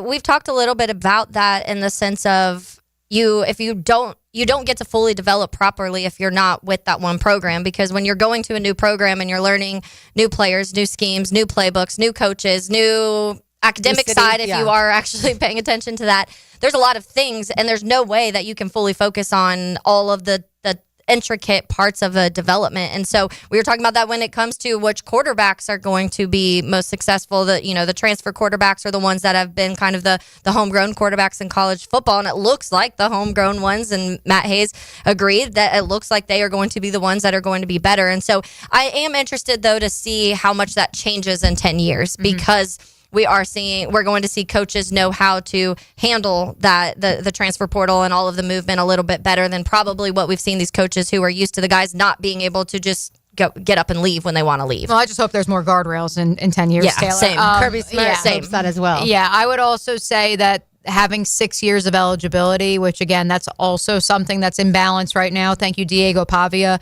our savior up in Nashville. At the same time, I do think that the COVID year being phased out, and so players matriculating to the National Football League or the NBA, if we want to go down the list of college sports, with that going back to more 3 or 4 year players, quite frankly, there's just less time to be bouncing around. Although we've seen plenty of players who, 4 years, 4 schools, 5 years, 5 schools, for better or worse. Yeah, for sure. One other college football note, Florida Athletic Director Scott Strickland said he does not think the committee is the ideal way to choose a postseason. He doesn't think it's, or he questions whether it's appropriate for college football and the sport of football. The problem is he didn't come up with what he thinks should replace the committee. He just said he doesn't like the committee coming up with the college football playoff teams. And I understand that rationale, but how else are you going to do it? You can't have everybody play each other. Yeah, and to me, that's the only. Yeah, I would need to hear what his solution could possibly be, because you're having athletic directors, you're having former coaches, former players, which to me makes the most sense, unless you can come up with something better. And that's what you sent us that article, and I read through it, and I'm like, okay, so where's the solution, Scott? Exactly. I need a solution. All right, we've got one segment to go. We'll let you hear a little bit more from some Jaguars principals in Liam Coen and Travon Walker. It's 1010X on 92.5 FM. Summertime in your favorite city. Summer day. 1010XL. Summer day. Your summer station. Hey, poker players. The Poker Atlas Tour is back at Best Bet St. Augustine from June 5th to June 15th. The Poker Atlas Tour features 7 events, including Event 1, a $300 no-limit hold'em tournament with a $100,000 guarantee, and the $600 no-limit hold'em title event with a $200,000 guaranteed prize pool. Satellites start May 17th. For more details, visit bestbetjacks.com. That's bestbetjacks.com. Lauren Brooks here. It's the Cruise in a Summer event at Hodges Mazda at the Avenues. For a limited time, get up to $5,000 off a new 2024 Mazda CX-50 Preferred and receive a free 5-day cruise for 2 with your purchase. With offered capability and this special offer, your summer adventure starts now. But hurry, 2024 Mazda CX-50 Preferred models are in limited supply at Hodges Mazda. Offer valid on new 2024 Mazda CX-50 Preferred only. MSRP $32,564. Must trade in a vehicle and finance through dealer to qualify for discount. Cruise and vehicle availability limited. Travel taxes and fees additional. See dealer for details.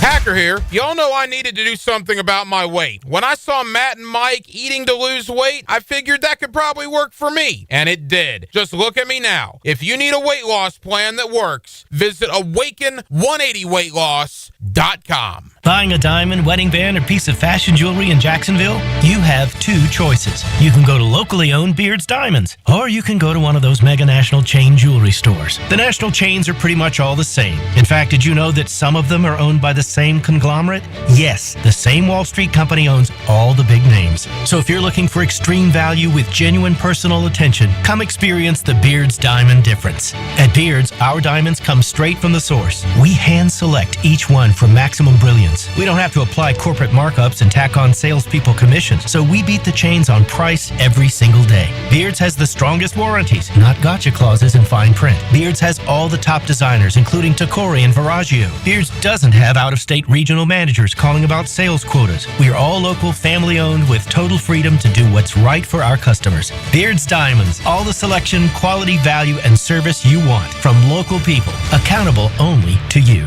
Beard's in the St. John's Town Center. It's Helmets and Heels, Kingfish Pest Control Wednesday. Proud partner of the Jacksonville Jaguars. From humble origins on Beach Boulevard to the grandeur of the old homestead, Taco Lou has bucked the odds, selling cheap tacos and even cheaper beers since 2008. I'll be the first to lament that nothing is cheap anymore, but much has not changed in 17 years. Bangin' Shrimp still rocks, margaritas flow day and night, and we love to see old friends and make new friends every day. You can still spin the wheel or sit outside on the patio in the sun with friends and family. It's been a ton of fun, and we have you, Jacksonville, to thank for 17 years. Taco Lou in Jacksonville Beach. Hey, Hicken here. So much of what makes us a family takes place in our homes. That's where Zero Res comes in. I love Zero Res, and this month get Zero Resified from Jacksonville's #1 carpet and air duct cleaner with May Mayhem. A 3-room special starting at $149, plus the 4th room is free. You owe it to yourself and your family to breathe healthy, happy, and clean. Call Zero Res 28757 or go online at ZeroResJacksonville.com and say you want the Hicken special. Zero Res, spell it forwards or backwards. It's the right way to clean. You've got a lot on your plate. The last thing you need is car trouble. At Maxie's Mechanics, we help you keep your cars, trucks, and SUVs running safely. Visit MaxieAutoRepair.com today for honest service, reliable repairs, and peace of mind for you and your family.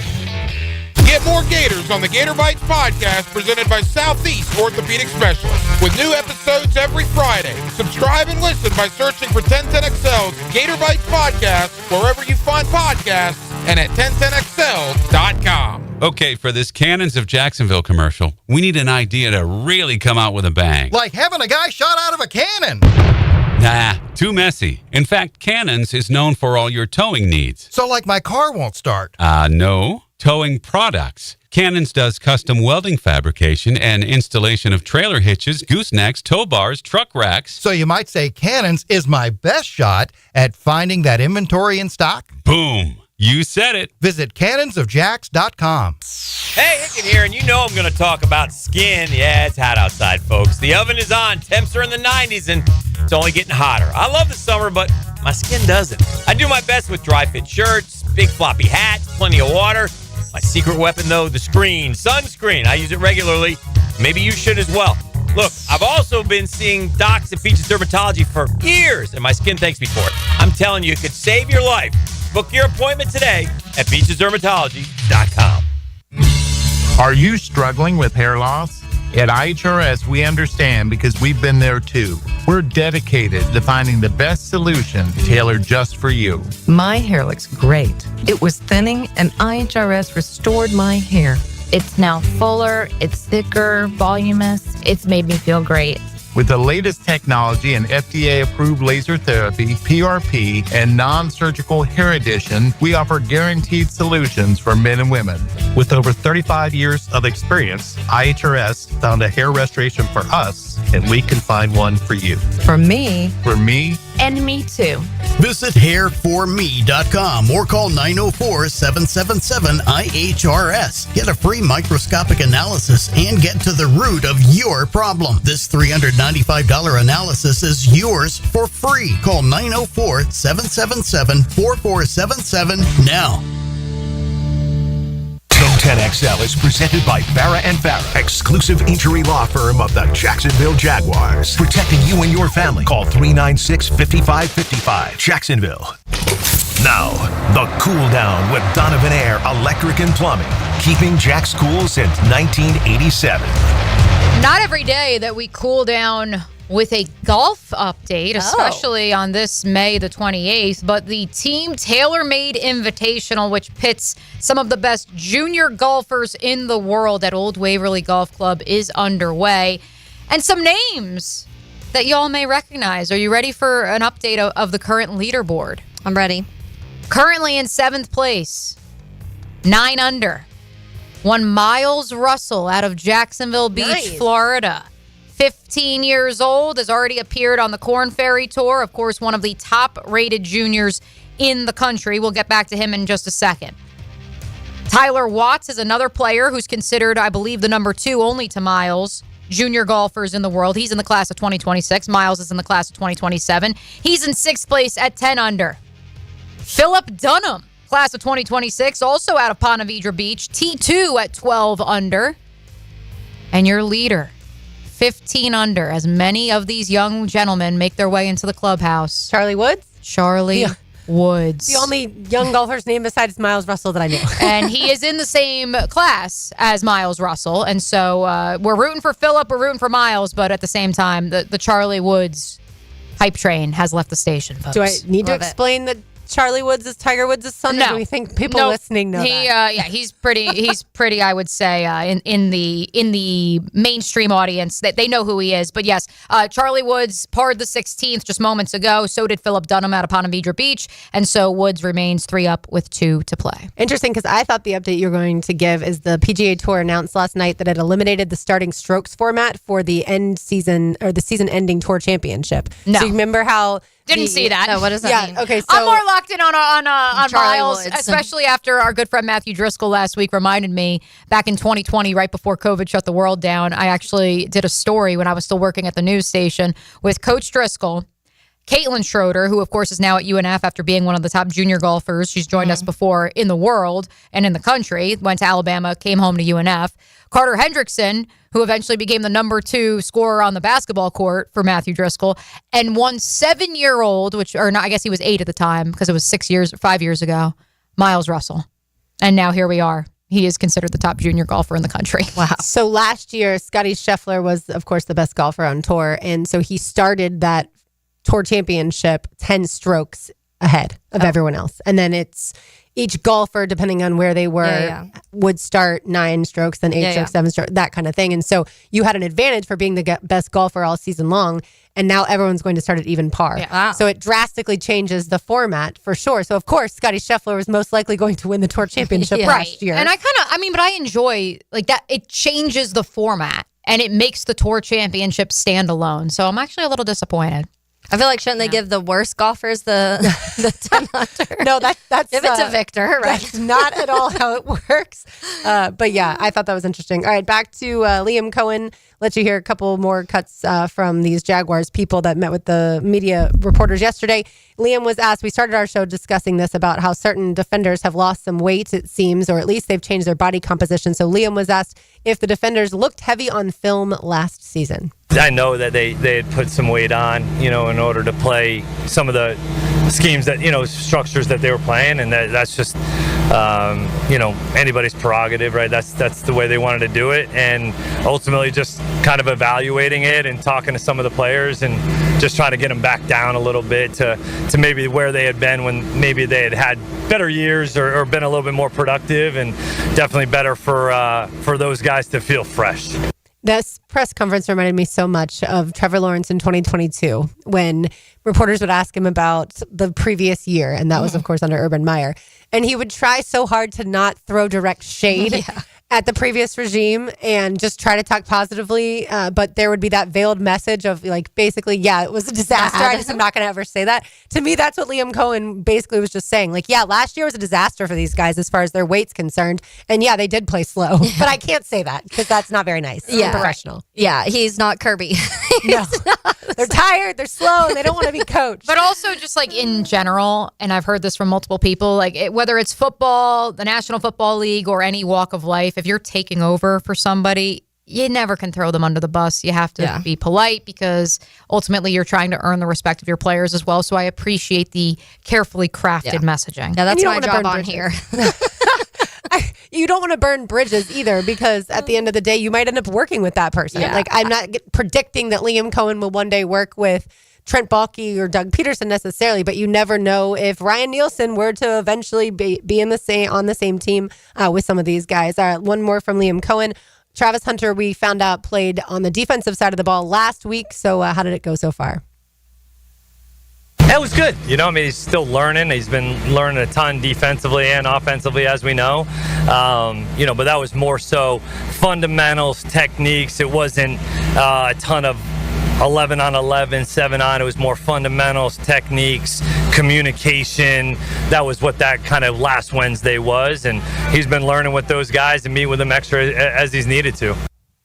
Good stuff. Yeah, it will be interesting. There was another clip similar to that where he was talking about he's going to be involved in the meeting side of things, but not as much on the on-field at this point in time. And then somebody asked him, I think, if, I'm trying to think of the way they worded it, but he was saying pretty much later, maybe in training camp, you'll see a little more, but he'll have third down days or something like that. But it is really going to be interesting. Obviously, seeing a player play defense and offense is going to be interesting anyways, but also how the coaches handle this. And I kind of joked yesterday about Coach Camp and Liam Coen, deciding who gets him more. And Coach Camp was like, Liam Coen has that decision. But it is also how much do you really put him on each side of the ball. And when it comes to the meeting side, that's great, but you also need those reps. And we talk about how in the preseason games, you're not even really feeling like you're getting the reps to get these guys ready for a regular game. So how ready is he going to be on both sides of the ball if he's actually not on the field doing all of the physical stuff? And how do they work that out and make it all kind of complete? It's not going to be easy to honestly manage all of this. So I'm interested to see how it all goes throughout the whole offseason process. We talk so much about when you're a rookie in this league, how different everything is, how overwhelming it can be. But like Travis Hunter said, it's also kind of nice because he doesn't have to go to class anymore. He was a 4.0 student, so he was working hard both academically and athletically, and that part of it at least is removed for the here and now. Yeah, so you add a couple hours to your schedule, but also your approach to football has to be different. Yeah. I go back to Leonard Fournette, and I don't want to compare him to Travis Hunter, but this notion of it was easier perhaps at the collegiate and the high school level because you were consistently the best player on the football field. And while I believe at one point or another, Travis Hunter will be the best player on the football field for the Jacksonville Jaguars based off sheer athleticism, that is not enough to get by. And certainly he's been known as somebody who will grind the tape. Mm-hmm. He will work hard behind the scenes. I know Trevor Lawrence echoed that last week when we spoke to him, that he's already in the meetings, like being vocal about, hey, let's do this, this, and this. But at the same time, you also need to account for that time that maybe you didn't have dedicated to because, quite frankly, you didn't have enough time in a day. And so your coaches had to take some of that load off of you at the collegiate level. Yeah, and I think, even here, though, similarly, I'm sure the rest of the defensive players around him, I'm sure, Josh Hines-Allen, we've seen him get more and more vocal and become a leader year by year, more and more, and I think we'll continue to see that because he's just really does have that type of personality. But when it comes to him, because if you're not on the field with the defense at every second as every other defensive player, then you're not going to be grasping everything like everybody else. So they are probably going to have to help him in certain areas. You're also a rookie. So that is a whole other level of all of this, too, as they talk about how hard that defensive back position is to come from college football to the NFL for someone just playing DB, and he's doing both it, obviously wide receiver and that. So I'm excited to see it. I'm excited to go out and see them in person in general, but I'm also excited to see how the coaches really do just manage all of this and the manage the load of Travis Hunter, because I feel like it's something that everybody's obviously looking forward to. So how they do it is going to be fascinating. For sure. As Leon's walking in, we'll let you hear one cut from Travon Walker. He feels like he has been playing a lot faster. Like I said, it's just a lot more mental now. I feel like I play a lot faster. I'm a lot more comfortable. The guys in the locker room are a lot comfortable with me too. And I feel like that just came with me coming into the league, establishing myself, making plays for myself. And regardless of what the media or what position I was drafted, it's just me coming in and making plays. Everybody's starting to believe. And there you have it. Let's say hello to XL Primetime. Now, the 2-minute drill. Serviced by Cool Cats Heating and Cooling. Locally owned and operated. We're your neighbors. CoolCatsJacks.com. The coolest cats in town. Leon, did your weight fluctuate from year to year, or were you playing always around kind of the same weight? It fluctuated, but I never got over 310.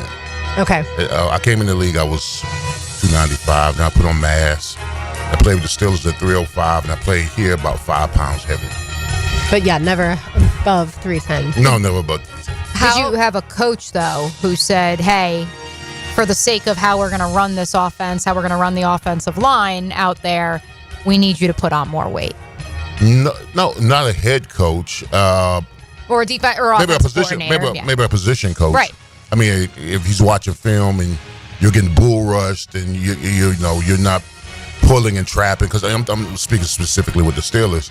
An offensive line coach doing off season say, hey, listen, you need to put on some more mass. Either be upper body or lower body. So you worked on that kind of stuff. How quickly did you get used to people being like, you look big? How much do you weigh this off season? Yeah. You never wanted to come into workouts heavy. You always wanted to show the coaching staff that you did something during the off season. Mm-hmm. So because listen, in Pittsburgh and in Jacksonville during the off season, your first thing you did was weigh in. Yeah. So the last thing you wanted to happen is to come in like 15, 20 pounds overweight. And they don't want to hear his muscle mass. No, especially when it comes to line. Just saying you got fat. Yeah. So you had to be concentrated on the fact that you were doing something in the off season, but you knew the first day of practice or the first day you report, they're going to weigh you in. Big Dez is over 460 pounds, the former Florida defensive lineman now in Tampa. Do you think he'd be the best against the tush push? Yeah, he would be, absolutely.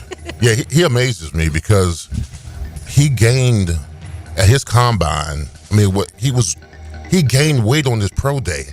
How's that possible? And he still had a really good vertical, like a 25-inch Is that vert. what you call that? He got off the ground. I'm not sure you call that a There's vertical. a little space under it was a little space under it. My goodness. Oh, goodness.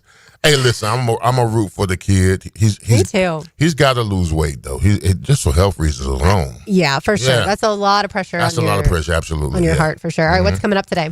Well, at 2:20, Matt Hayes, who's at Destin for the SEC Championship Conference, he's going to call in. And I got my offensive line coach, who's a 5-time national champion with the Miami Hurricanes, Art Keogh. All right. Yeah, so he's coming in as well. So we're ready to go. Yeah, it's been drama-filled there in Destin with all the college football Yeah, there's a lot going on. with the SEC. Yeah.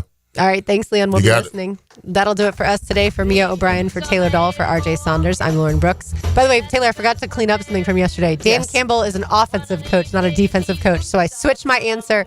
The Lions' defense will need to be better than, or not, won't be as good as the offense. Oh, okay. Yeah, that's what I'll say for the here and now. All right, these heels are made for talking. We will talk to you tomorrow, but don't go anywhere. XL Primetime comes up next. Keep lying.